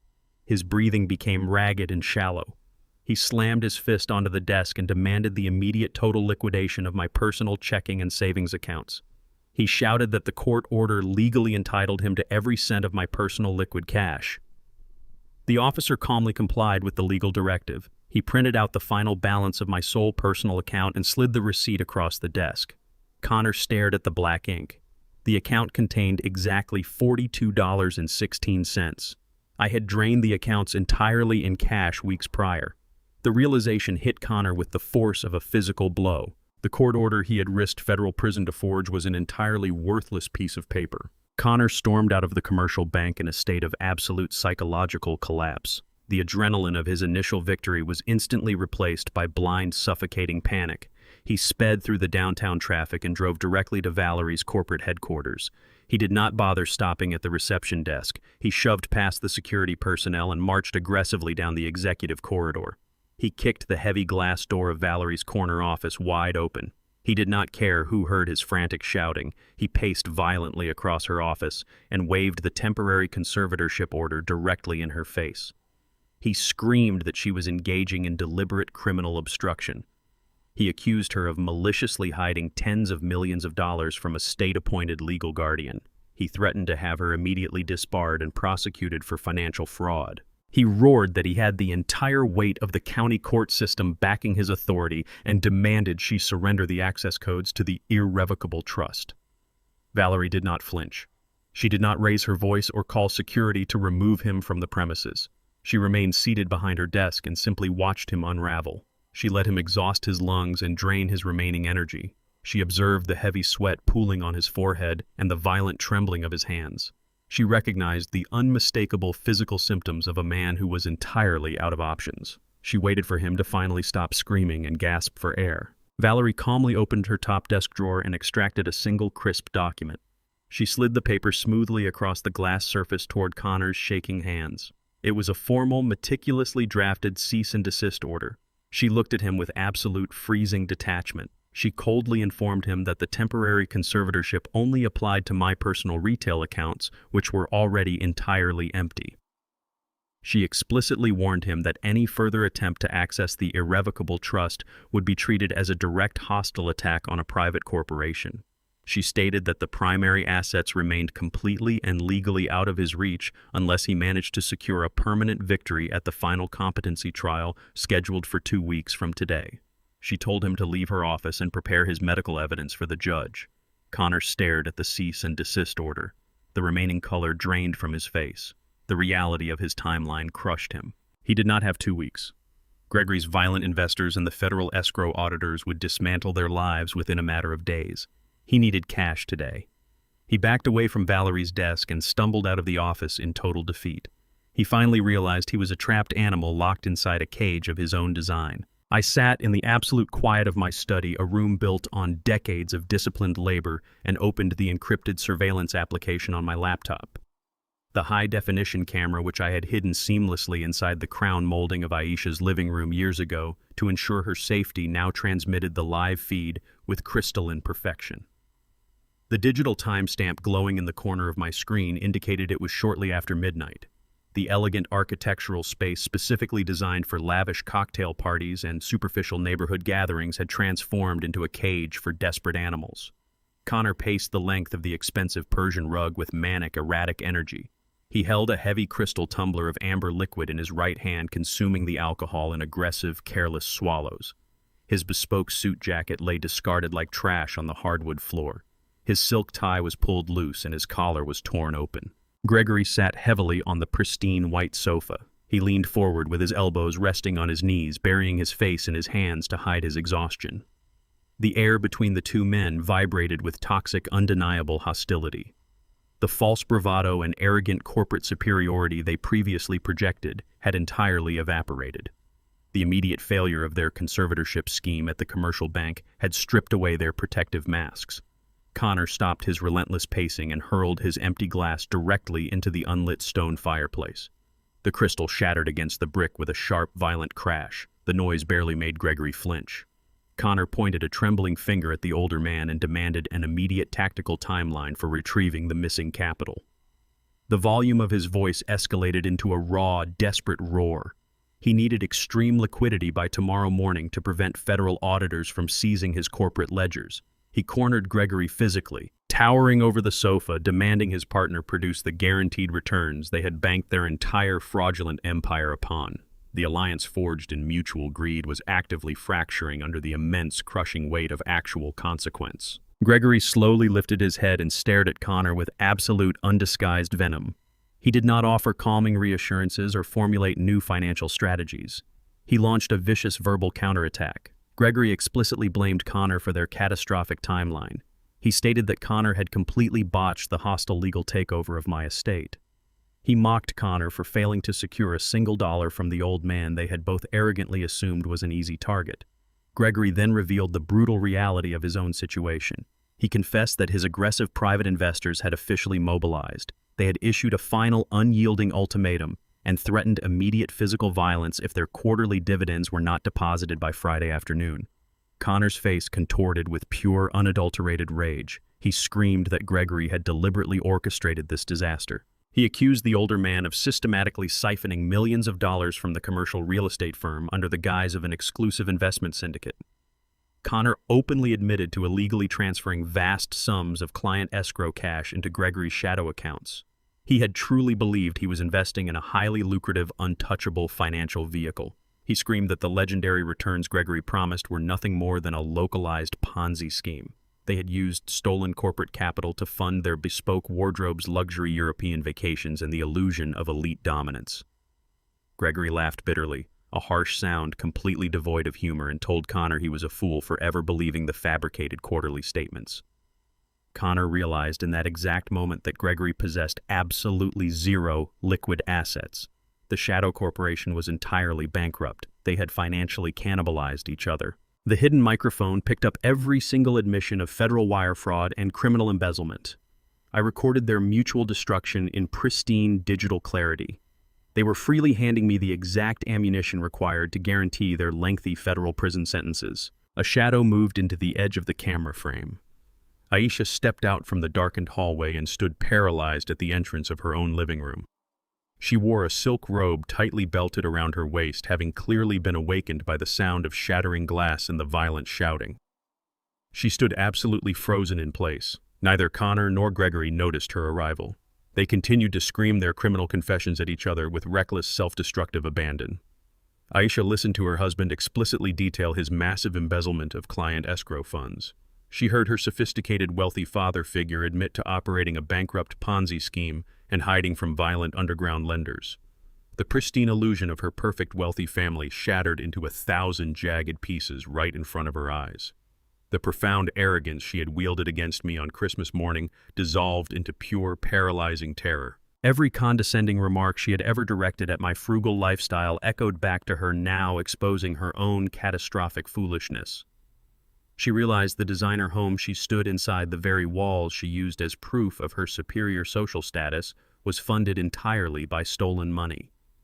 She understood the luxury vehicles parked in her driveway would soon be seized by federal authorities. She recognized that the men she had chosen over her own father were nothing more than desperate felons drowning in a sea of catastrophic debt. The truth struck her with the devastating force of a physical blow. She covered her mouth with both hands to stifle a sob. She slowly backed away into the hallway and retreated into the darkness. She did not intervene or confront them. Instead, fueled by blind, suffocating panic, she grabbed her car keys. She needed an immediate savior, and she knew exactly where the only remaining source of genuine wealth lived. 30 minutes later, violent pounding on my front door shattered the silence of my home. I walked slowly down the hallway and engaged the exterior security monitor. Aisha stood on my concrete porch. Her designer coat was thrown hastily over her sleepwear. She slammed her fists against the heavy oak wood, her face pale and streaked with fresh tears. I unlocked the deadbolt and pulled the door open. She did not hesitate. She immediately launched into a frantic, hysterical plea. She demanded I sign a quick release of funds to save Connor from total ruin. She sobbed uncontrollably, screaming that the bank was going to foreclose on their home and that Gregory was facing immediate violent retribution. She begged me to authorize a massive liquid transfer to save her perfect life. I looked at her panicked, tear-stained face with absolute emotional detachment. I did not feel a single ounce of pity for the emergency she was experiencing. I looked directly into her eyes and refused to break my steady gaze. I reminded her of the exact moment she established the permanent value of our relationship. I told her in a low, unwavering voice that she had cheerfully traded her father for a $50 diner gift card. I explained that she had explicitly chosen to align herself with arrogant felons and she would now share the entirety of their consequences. She gasped, her eyes widening in disbelief, and reached out her trembling hand to grab my arm. I stepped backward out of her reach. I shut the heavy oak door directly in her face and locked the deadbolt. The 2 weeks of the temporary conservatorship expired precisely as the calendar dictated, bringing us to the final competency hearing. I walked through the heavy mahogany doors of the county courthouse for the second time. The atmosphere inside the room crackled with an entirely different kind of tension today. This was not a preliminary skirmish. This was the ultimate battle for my personal autonomy and the total control of my remaining liquid assets. The presiding judge sat high on the bench, adjusting her glasses and organizing her files. She held the absolute authority to legally erase my independence and hand my life over to a desperate criminal. If Connor won today, he would gain immediate access to the irrevocable trust and the power to liquidate every single physical property I had spent 40 years acquiring. He would use my lifetime of labor to extinguish his crushing debt and float his shadow corporation. If I lost, I would be permanently stripped of my human rights, trapped in a legal cage while my former family pillaged my empire. Connor sat at the plaintiff table, radiating a chaotic, nervous energy. The arrogant corporate swagger he projected during the preliminary hearing had entirely vanished. He looked exhausted and physically ill. His bespoke navy suit hung slightly looser on his frame. The brutal reality of his collapsing finances and the imminent threat of federal auditors had clearly consumed him over the past 14 days. Aisha sat rigidly in the gallery behind him. She refused to make eye contact with me. She stared straight ahead with a hollow, terrified expression. She knew exactly what her husband had done, but she remained shackled to the sinking ship. Valerie sat to my right, organizing her legal pads with cold mechanical precision. We had meticulously engineered this exact moment. I took a deep breath and prepared to execute the final phase of my strategy. The judge called the courtroom to order and immediately requested my testimony. I walked slowly toward the witness box, maintaining the slumped posture and hesitant gait of a deteriorating old man. I placed my hand on the Bible and swore to tell the complete truth. I sat down and gripped the edges of the wooden enclosure with trembling fingers. Connor's expensive family law attorney approached the stand like a shark sensing blood in the water. He immediately launched into a highly aggressive and deeply patronizing interrogation. He spoke to me slowly and loudly, utilizing the exact tone one might use to scold a confused toddler. He attempted to disorient me with a rapid-fire barrage of complex financial questions. He demanded I recite the specific addresses of my commercial real estate holdings and the current tax valuations of my regional logistics warehouses. He rapidly switched topics, asking me to confirm the exact dates of my late wife's passing and the specific details of my recent $50 million land donation. He intentionally mixed up the figures and misstated the geographical locations of my properties, hoping I would blindly agree with his fabricated errors. He painted a picture of a man entirely disconnected from reality. He asked me to identify the current day of the week and the name of the sitting president. He dramatically paused after every single question and looked toward the judge to emphasize my supposed hesitation. He was building a narrative of absolute cognitive failure designed to legally justify my son-in-law's hostile takeover. He leaned against the wooden rail of the witness box and asked me if I even understood why I was sitting in a courtroom today. I stared at the attorney for 5 agonizingly long seconds. I let the silence hang heavily in the sterile courtroom air. Then I completely dropped the facade. I stopped my hands from trembling. I rolled my shoulders back and sat up perfectly straight in the wooden chair. The manufactured fragility vanished instantly, replaced by the terrifying executive presence I had utilized to dominate the steel industry for 4 decades. I looked the lawyer directly in the eyes, and my voice rang out through the room with crystal-clear authority. I did not just answer his patronizing questions. I systematically dismantled them. I recited the exact parcel identification numbers for every single one of my commercial logistics warehouses. I provided the precise square footage and the current hyper-accurate market valuations down to the final cent. I corrected his intentionally fabricated dates regarding my property acquisitions, citing the exact state tax codes and municipal zoning ordinances that governed each specific transaction. I did not stop there.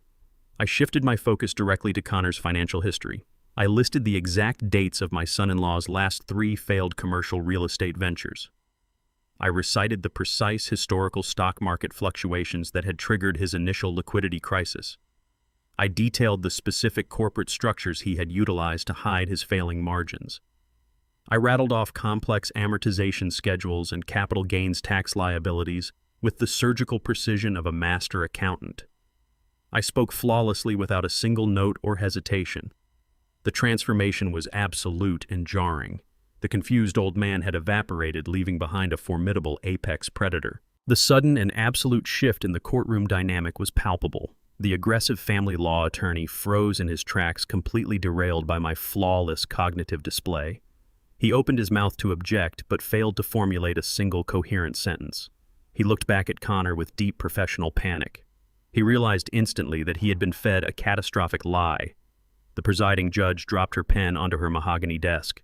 She leaned far forward in her high-backed leather chair. Her initial expression of administrative impatience morphed into profound fascination.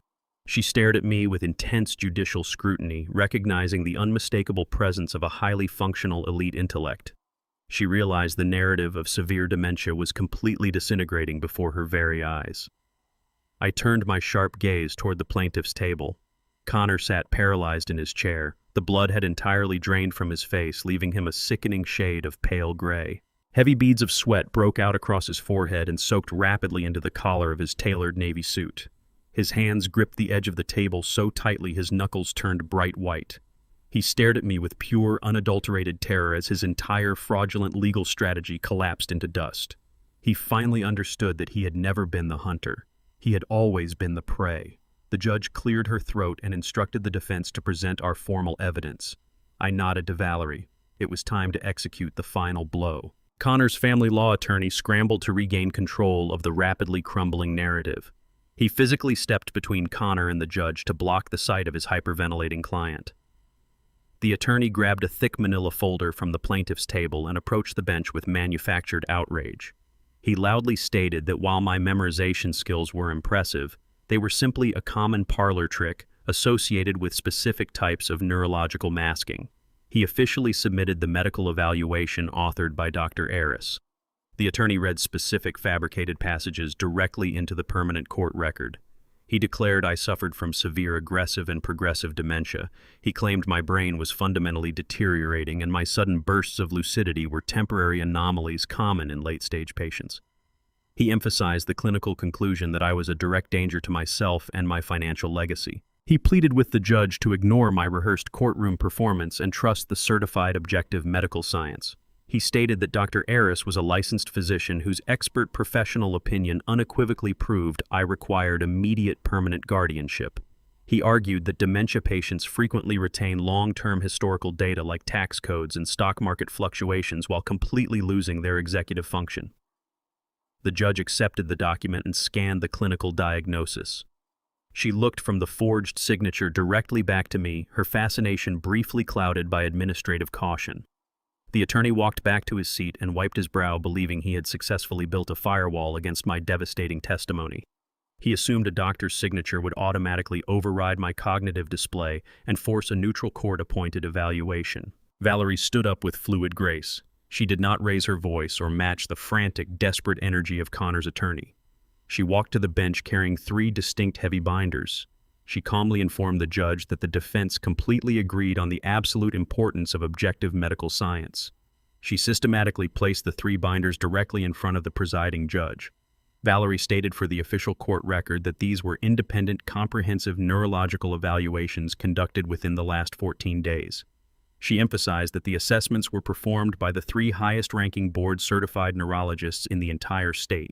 She listed the prestigious institutes and university research hospitals where the tests were meticulously administered. Valerie detailed the rigorous nature of the exams, including the functional magnetic resonance imaging brain scans and the extensive cognitive stress tests. She directed the judge to the final notarized affidavits within each thick binder. The independent specialists universally and unequivocally declared my absolute mental competence.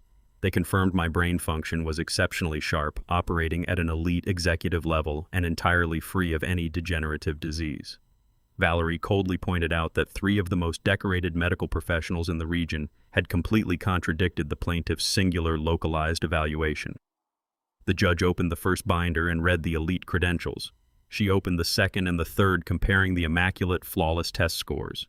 The sheer volume and absolute authority of my preemptive medical evidence completely dwarfed the single sheet of paper Connor had purchased. The impenetrable wall of truth had been deployed. Valerie turned her back to the bench and looked directly at Connor. She announced that the defense called Dr. Aris to the stand. Connor flinched as if he had been physically struck by a heavy, blunt object. The heavy mahogany courtroom doors opened and the disgraced physician walked down the center aisle. He looked absolutely terrified. Valerie had subpoenaed him 48 hours ago with a highly specific threat regarding his already suspended medical license and his imminent federal exposure. Dr. Aris took the stand and swore his oath with a violently shaking hand. Valerie approached him with absolute predatory focus. She did not ask him to clarify his medical opinion or review his diagnostic methodology. She asked him directly under penalty of perjury exactly how much Connor and Gregory had paid him to fabricate my diagnosis. Connor's attorney leaped to his feet, shouting furious, frantic objections. The judge slammed her wooden gavel against the sounding block and ordered the attorney to sit down immediately. Valerie stepped closer to the witness box. She reminded Dr. Aris that committing perjury in a federal financial fraud conspiracy carried a mandatory minimum prison sentence. She casually informed him the defense possessed physical high-definition video evidence of his late-night visit to Aisha's home. The doctor physically crumbled under the immense pressure. He grabbed the microphone and wept openly into the quiet room. He confessed everything without a single moment of hesitation. He admitted he had never examined me. He testified that Connor and Gregory handed him $10,000 in untraceable physical cash inside a manila envelope. He explicitly stated they paid him to forge the severe dementia diagnosis to facilitate a hostile takeover of my estate. He detailed their exact instructions to ensure the document would rapidly trigger an emergency conservatorship. The silence in the courtroom was absolute and suffocating. The air grew instantly heavy with the undeniable reality of a massive criminal conspiracy unfolding in real time. The presiding judge slowly turned her head and locked her gaze entirely on Connor. She glared at him with pure, unadulterated judicial disgust. She realized she had been deliberately manipulated and actively used as a weapon in a fraudulent scheme to rob a perfectly sane man. The entire momentum of the trial shifted in a single devastating second. The careful illusion Connor had constructed of a concerned family patriarch disintegrated completely into the ugly, naked reality of a desperate felon. Connor sat frozen at the plaintiff's table. His mouth hung slightly open, but no sound emerged from his throat. He stared at the weeping doctor on the stand and realized his ultimate safety net had just transformed into his executioner. He was drowning in open court. His highly paid family law attorney stared blankly at the polished wooden table, realizing his own career was now in severe jeopardy. The lawyer slowly opened his hand and allowed his expensive fountain pen to drop. The metal pen hit the table with a sharp, hollow clatter that echoed perfectly through the silent room. He physically leaned his chair away from Connor, explicitly distancing himself from a man actively plummeting into federal prison. The legal slaughter had officially begun. The sharp clatter of the attorney's expensive fountain pen striking the polished mahogany table was the only sound echoing through the paralyzed courtroom. The air had grown instantly heavy, thick with the undeniable, suffocating reality of federal perjury and medical forgery. Valerie did not pause to allow the opposition time to recover from the devastating shockwave of Dr. Aris's tearful, broken confession. She operated with the ruthless, calculated efficiency of an apex predator finally closing its jaws around a trapped and helpless target. She stood tall at the defense table, her posture radiating absolute legal authority, and immediately seized the shifting momentum. She locked her gaze on the presiding judge, whose expression remained frozen in a mask of absolute judicial disgust directed entirely at my son-in-law. Valerie's voice sliced through the heavy silence with crisp, surgical precision. She formally moved for the immediate and absolute dismissal of the plaintiff's conservatorship petition. She did not merely ask for a standard dismissal. She explicitly demanded a dismissal with extreme prejudice, ensuring Connor could never again attempt to file this fraudulent motion in any court within the state. She articulated that the entire foundation of the plaintiff's case was built upon a deliberate, orchestrated criminal enterprise designed specifically to manipulate the judicial system and strip an entirely competent citizen of his fundamental human rights. She outlined how the honorable court itself had been callously utilized as a weapon of financial extortion. The judge did not hesitate for a single moment. She maintained her furious glare at Connor and nodded sharply toward Valerie. She stated for the official record that the motion for dismissal with extreme prejudice was granted immediately. The temporary financial hold on my personal retail accounts was instantly dissolved by the strike of her gavel. My full autonomy was restored in the blink of an eye. The legal cage Connor had spent weeks meticulously constructing had been completely obliterated, but Valerie was not finished. The defense had merely deflected the initial strike. The time for passive resistance had officially expired. The moment for total annihilation had arrived. Valerie reached into her heavy leather briefcase and extracted a thick, densely packed legal binder. She walked confidently toward the bench and placed the imposing document directly in front of the judge. She announced that the defense was concurrently filing an immediate comprehensive countersuit against Connor and his silent partner Gregory. Valerie's voice resonated through the gallery as she read the formal charges into the permanent public record.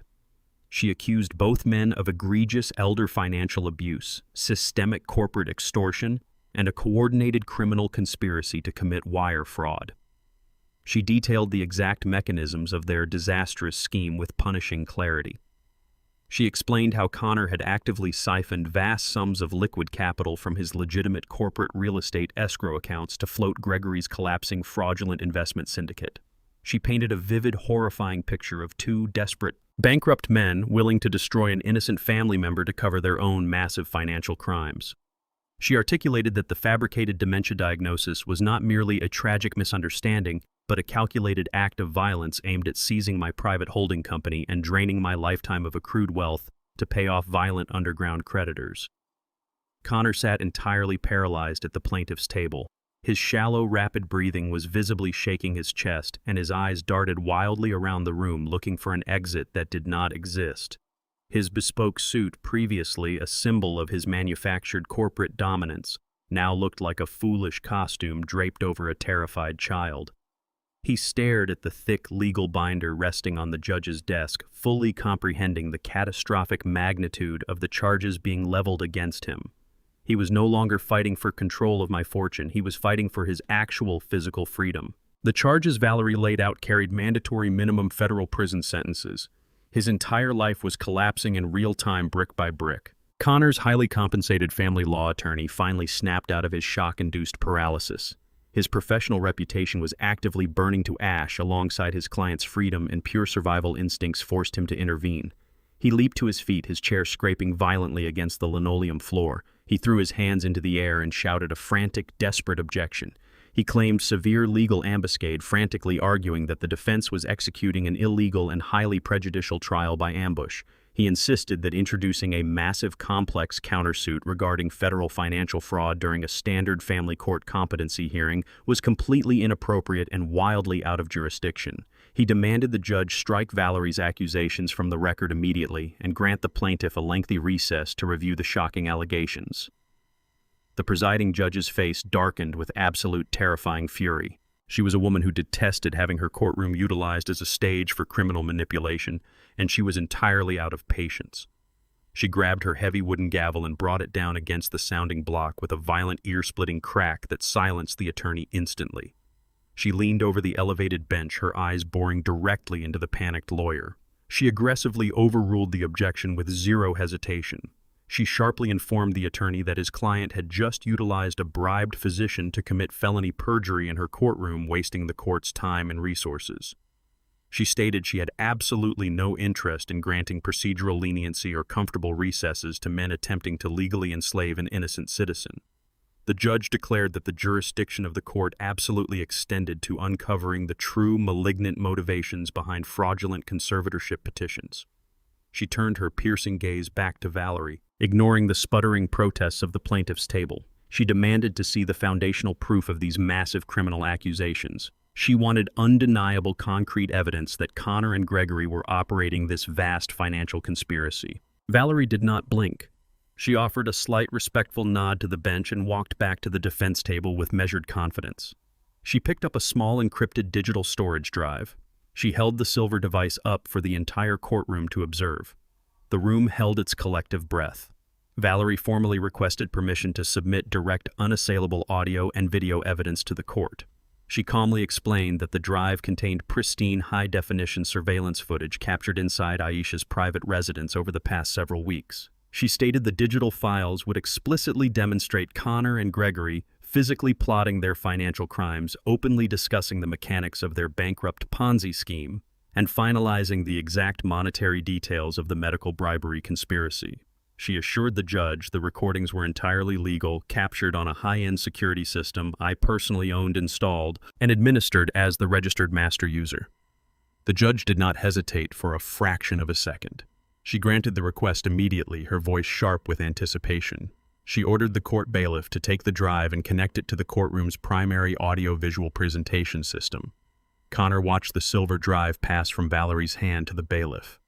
A low, strangled gasp escaped his throat as the reality of the situation crushed the remaining air from his lungs.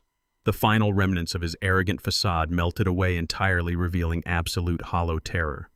He realized in that agonizing second that his own home had been a surveillance trap, and every word he had spoken in confidence was about to be broadcast to a furious judge.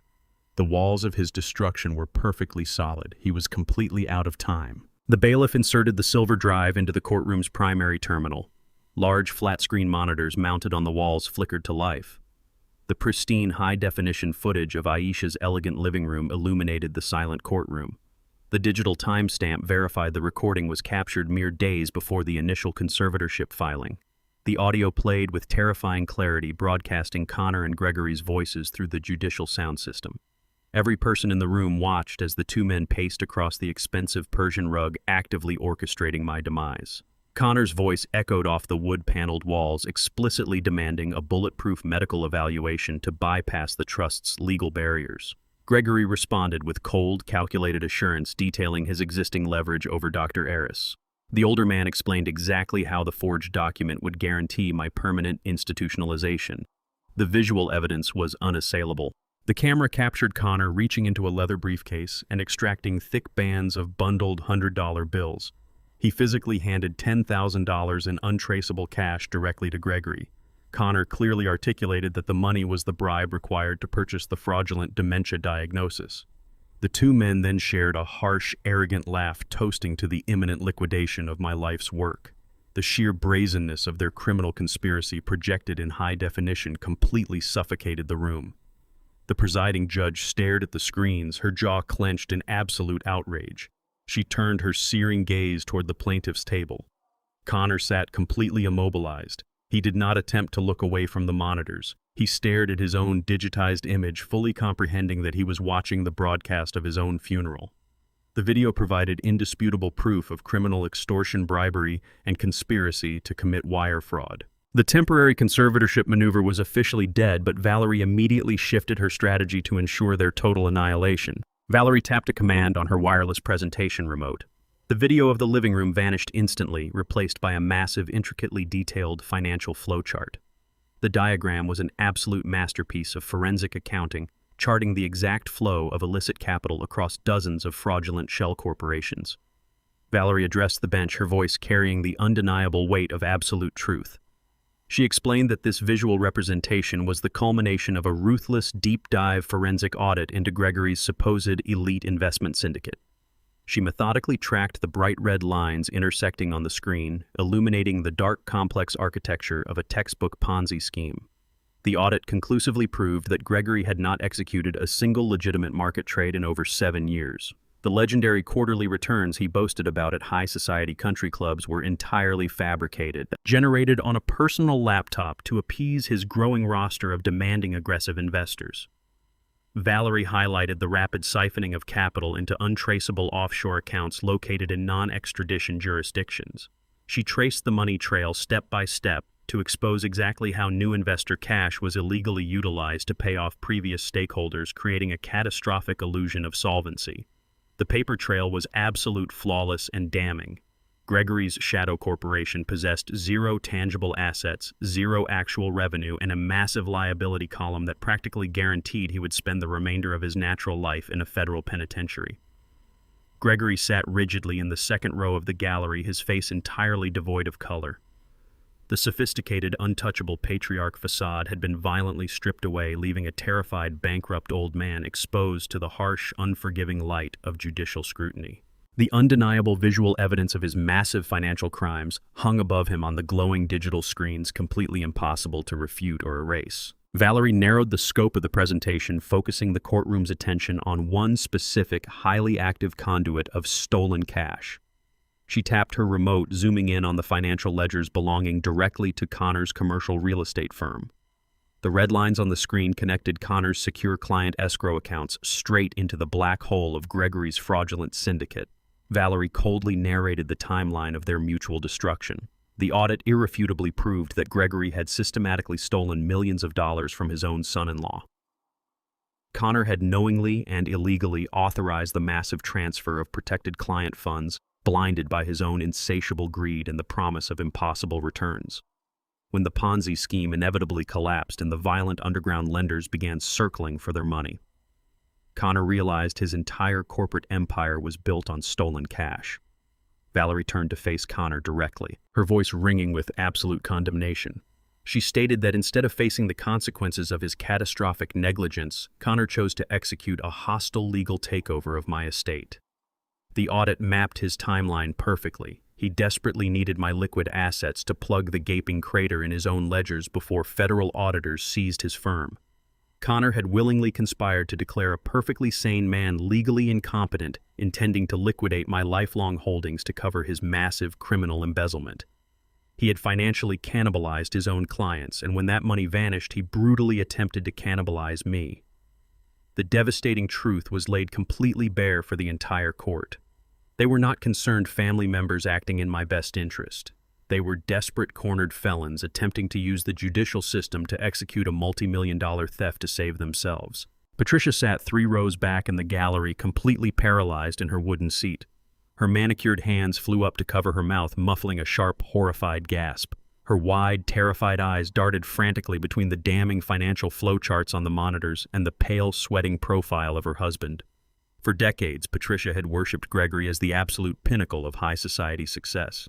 She had aggressively discarded me, viewing my quiet, frugal loyalty as a sign of weakness and a pathetic lack of ambition.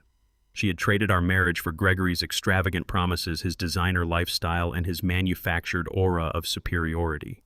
Now sitting in the harsh, unforgiving light of the courtroom, the grand illusion of her entire life shattered into fine dust. The undeniable evidence proved that the massive wealth she so fiercely guarded was entirely stolen. The luxury cars parked in her driveway, the exclusive country club memberships, and the lavish European vacations were all funded by a criminal enterprise that was currently imploding on a public screen. She stared at Gregory's trembling hands and realized the devastating truth. He was not a respected titan of industry. He was a broke, desperate con artist staring down the barrel of a lengthy federal prison sentence. Her perfect elite world had been a complete catastrophic fabrication from the very beginning. Patricia finally understood the crushing magnitude of her choices. She had foolishly thrown away a genuinely wealthy, fiercely loyal, and honorable man for a bankrupt criminal. The suffocating weight of her own hubris crushed the breath from her lungs as she sat frozen, watching her entire future disintegrate. The presiding judge sat in absolute silence for a long, agonizing moment after the digital monitors faded to black. The heavy, suffocating weight of the exposed conspiracy hung over the courtroom, thick and undeniable. When she finally spoke, her voice was not loud, but it carried a razor-sharp, freezing authority that made the ambient temperature in the room seemingly drop 10 degrees. She leaned forward, her eyes locked onto Connor with an expression of pure, unadulterated judicial disgust. She stated that in her 2 decades on the bench presiding over countless bitter family disputes, she had never witnessed a more callous, predatory, and maliciously engineered abuse of the legal system. She systematically dismantled Connor's entire facade piece by piece, exposing the rotten core beneath. She explicitly condemned him for attempting to weaponize the family court to execute a hostile financial takeover against his own father-in-law. She described the forged medical documents and the bribed physician not merely as basic perjury, but as an act of profound moral bankruptcy explicitly designed to strip a perfectly sane, highly intelligent man of his fundamental human rights and personal autonomy. The judge turned her searing gaze toward Gregory, who sat paralyzed in the gallery, sweating profusely. She identified him as the architect of a pathetic, desperate Ponzi scheme, labeling both men as common thieves, hiding behind custom-tailored suits and fabricated corporate arrogance. She struck her heavy wooden gavel against the sounding block with a violent, definitive crack that echoed off the mahogany walls. She declared the plaintiff's petition for emergency conservatorship unequivocally dismissed with extreme prejudice. She formally stated that Connor would never be permitted to file another motion regarding my estate in any court within her jurisdiction. The legal cage Connor had spent weeks meticulously constructing was entirely obliterated, leaving him completely exposed to the catastrophic consequences of his own hubris. Connor slowly placed his hands flat on the polished mahogany table and pushed his chair back, operating under the desperate, pathetic delusion that the dismissal meant the proceeding was officially over. He blindly assumed he could simply walk out of the heavy double doors, regroup with his disgraced lawyer, and attempt to flee the immediate financial fallout. The judge sharply ordered him to remain seated. Her voice cracked through the room like a whip, halting his movement instantly and pinning him to his chair. She coldly informed both Connor and Gregory that they were absolutely not leaving her courtroom today. She stated that the staggering volume of irrefutable evidence presented by Valerie, the pristine audio recordings of their criminal planning, the high-definition security footage of the physical bribe, and the exhaustive forensic financial audits tracking the stolen capital constituted direct, overwhelming proof of multiple severe federal and state felonies. The judge announced she was officially utilizing her judicial authority to refer the entirety of the defense's evidence directly to the district attorney's office for immediate criminal prosecution. She explicitly listed the impending charges for the public record, letting each word land like a physical blow.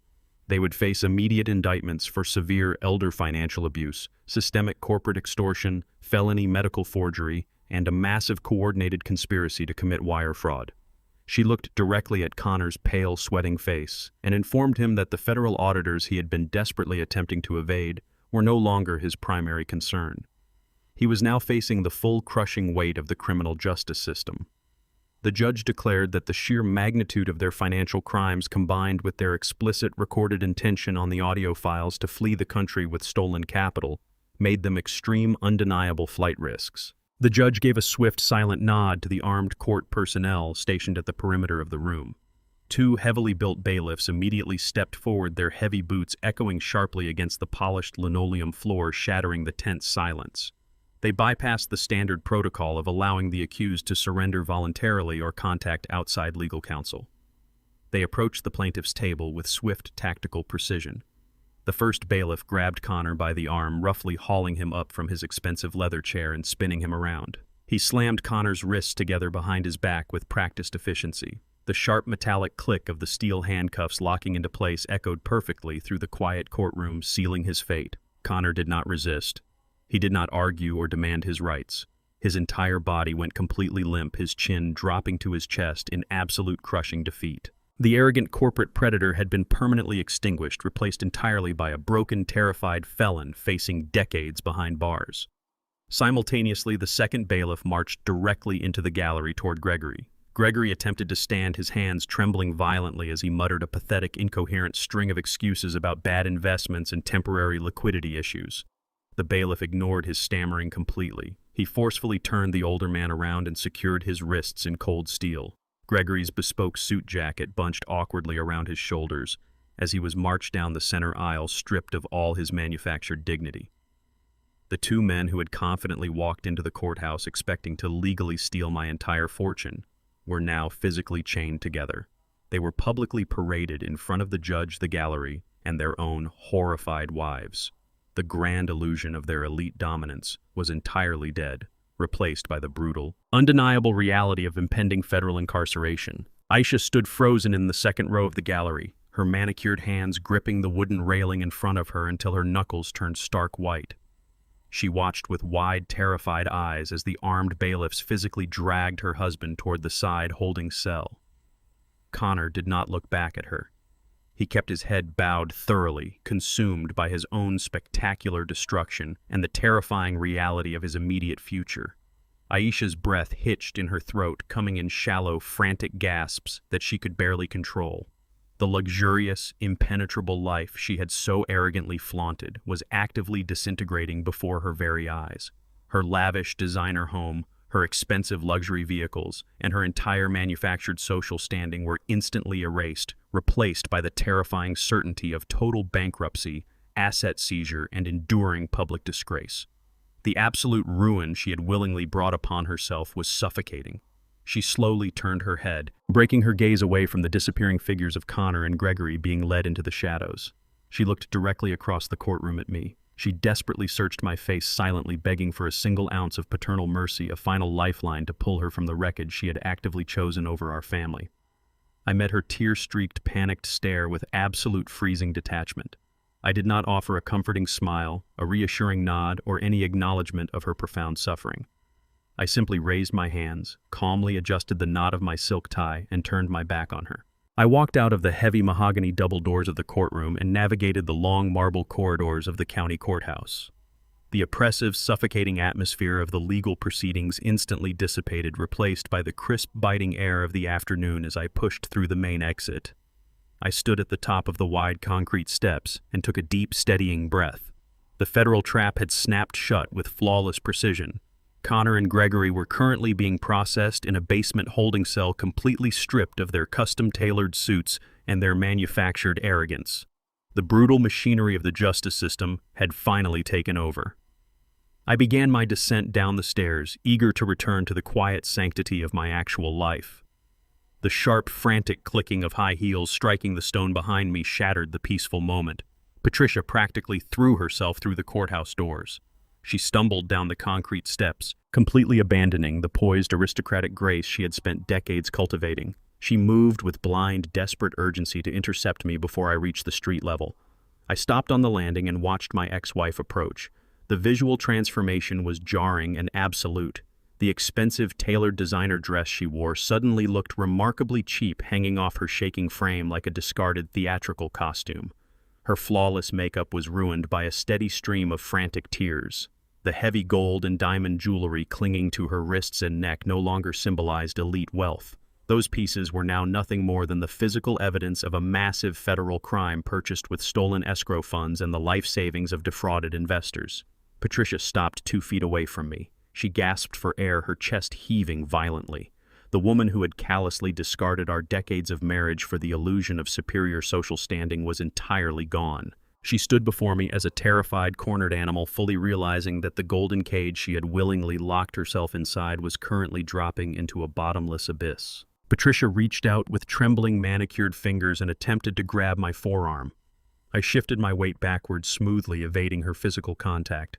She let her hand drop to her side and launched into a hysterical, breathless monologue. She immediately attempted to rewrite the entire history of her betrayal. She claimed absolute, pristine ignorance regarding Gregory's massive financial crimes. She painted herself as the ultimate victim, insisting she had been entirely manipulated by his charming lies and fabricated quarterly returns. She swore she never knew the luxury vehicles, the exclusive country club memberships, and their lavish European vacations were funded by a bankrupt Ponzi scheme. She sobbed openly, her voice echoing off the concrete architecture of the courthouse plaza. She begged me to believe that she was just another defrauded investor in Gregory's web of deceit. Patricia then pivoted directly to her immediate terrifying reality. She pleaded for a financial lifeline. She stated that federal agents were likely already at her estate, placing padlocks on the doors and seizing all physical assets. She had absolutely no access to liquid cash. Her credit cards were inevitably frozen by the federal indictment. She had no place to sleep tonight and no means to secure a lawyer or a hotel room. She looked at me with wide, desperate eyes and invoked the memory of our early years together. She begged me to remember the struggles we had shared before I built my fortune, asking for a temporary housing allowance or a modest cash infusion to help her survive the imminent media circus. She promised to repay every cent once the legal dust settled, a pathetic lie we both knew was mathematically impossible. She clutched her expensive purse against her chest like a shield, desperately waiting for me to rescue her from the consequences of her own blinding greed. I looked at Patricia with absolute freezing indifference. I did not feel a single tremor of sympathy for the catastrophe she was currently experiencing. I maintained my rigid posture and addressed her with surgical, devastating clarity. I reminded her that she had possessed a husband who built a legitimate empire through decades of grueling, honest labor. I told her she had explicitly rejected that genuine stability because it lacked the flashy, superficial aesthetics of high society. She had willingly traded substance for a cheap, glittering illusion, and now she was demanding that I pay the invoice for her colossal misjudgment. I did not raise my voice, allowing the cold truth to strike her with maximum impact. I informed her that by tomorrow morning, bank auditors and federal investigators would permanently seize every single item she believed she owned. The designer clothes in her closets, the imported furniture, and the very roof over her head belonged to the people Gregory had maliciously defrauded. I explicitly stated that I would not spend a single cent of my honestly earned capital to subsidize the fallout of her greed. She had made a calculated bet on a fraudulent man, and the market had finally corrected itself. I told her to seek shelter with the elite socialite friends she had spent the last 5 years trying to impress. We both knew those superficial relationships would evaporate the exact second her bank accounts were frozen. I looked directly into her tear-filled eyes and delivered my final verdict. I denied her request for financial assistance entirely. I refused to provide housing, legal counsel, or a single word of comfort. The transaction between us was permanently closed. I stepped around Patricia and continued my descent down the concrete stairs. I did not look back to observe her reaction. I left her standing entirely alone on the cold courthouse steps, weeping openly as pedestrians and court employees walked past her with curious, judgmental stares. The public humiliation she had so desperately feared her entire life had officially begun. I walked to my modest, impeccably maintained sedan, unlocked the door, and slid into the driver's seat. The engine purred to life with reliable, quiet efficiency. I pulled out of the parking lot and merged into the afternoon traffic. The drive back to my property was incredibly peaceful. The suffocating threat of the fraudulent conservatorship was completely dismantled. The perpetrators who had actively conspired to steal my autonomy and my life's work were securely locked inside federal holding cells, facing absolute ruin. I navigated the familiar, unassuming streets of my quiet neighborhood, feeling a profound sense of reclaimed territory. The air felt lighter. The relentless pressure of the past month had finally lifted. I turned onto my street and steered the sedan into my driveway. The automatic garage door began to rise, but my attention was immediately drawn away from the house. I shifted the vehicle into park and turned off the ignition. The engine fell silent. Someone was sitting on the top step of my concrete porch. I gripped the steering wheel, my mind instantly analyzing the new variable. The battle was not entirely over. I shifted my modest sedan into park and engaged the emergency brake, allowing the reliable engine to fall completely silent. The late afternoon shadows stretched long and dark across the meticulously manicured lawn of my property. I stepped out of the vehicle and immediately recognized the figure waiting on the top step of my concrete porch. It was Aisha. The flawless, heavily curated facade she had wielded like a weapon for the past 5 years had been entirely obliterated.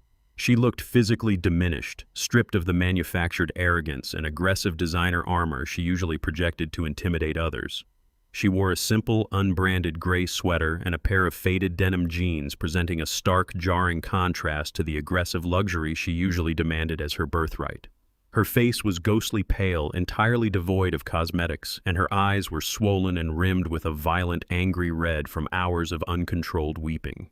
I walked up the driveway with measured, deliberate steps, my leather shoes grinding softly against the pavement. I did not rush to embrace her. I did not offer any immediate paternal comfort or a sympathetic shoulder to cry upon. I stopped at the base of the stairs and waited for her to initiate the conversation.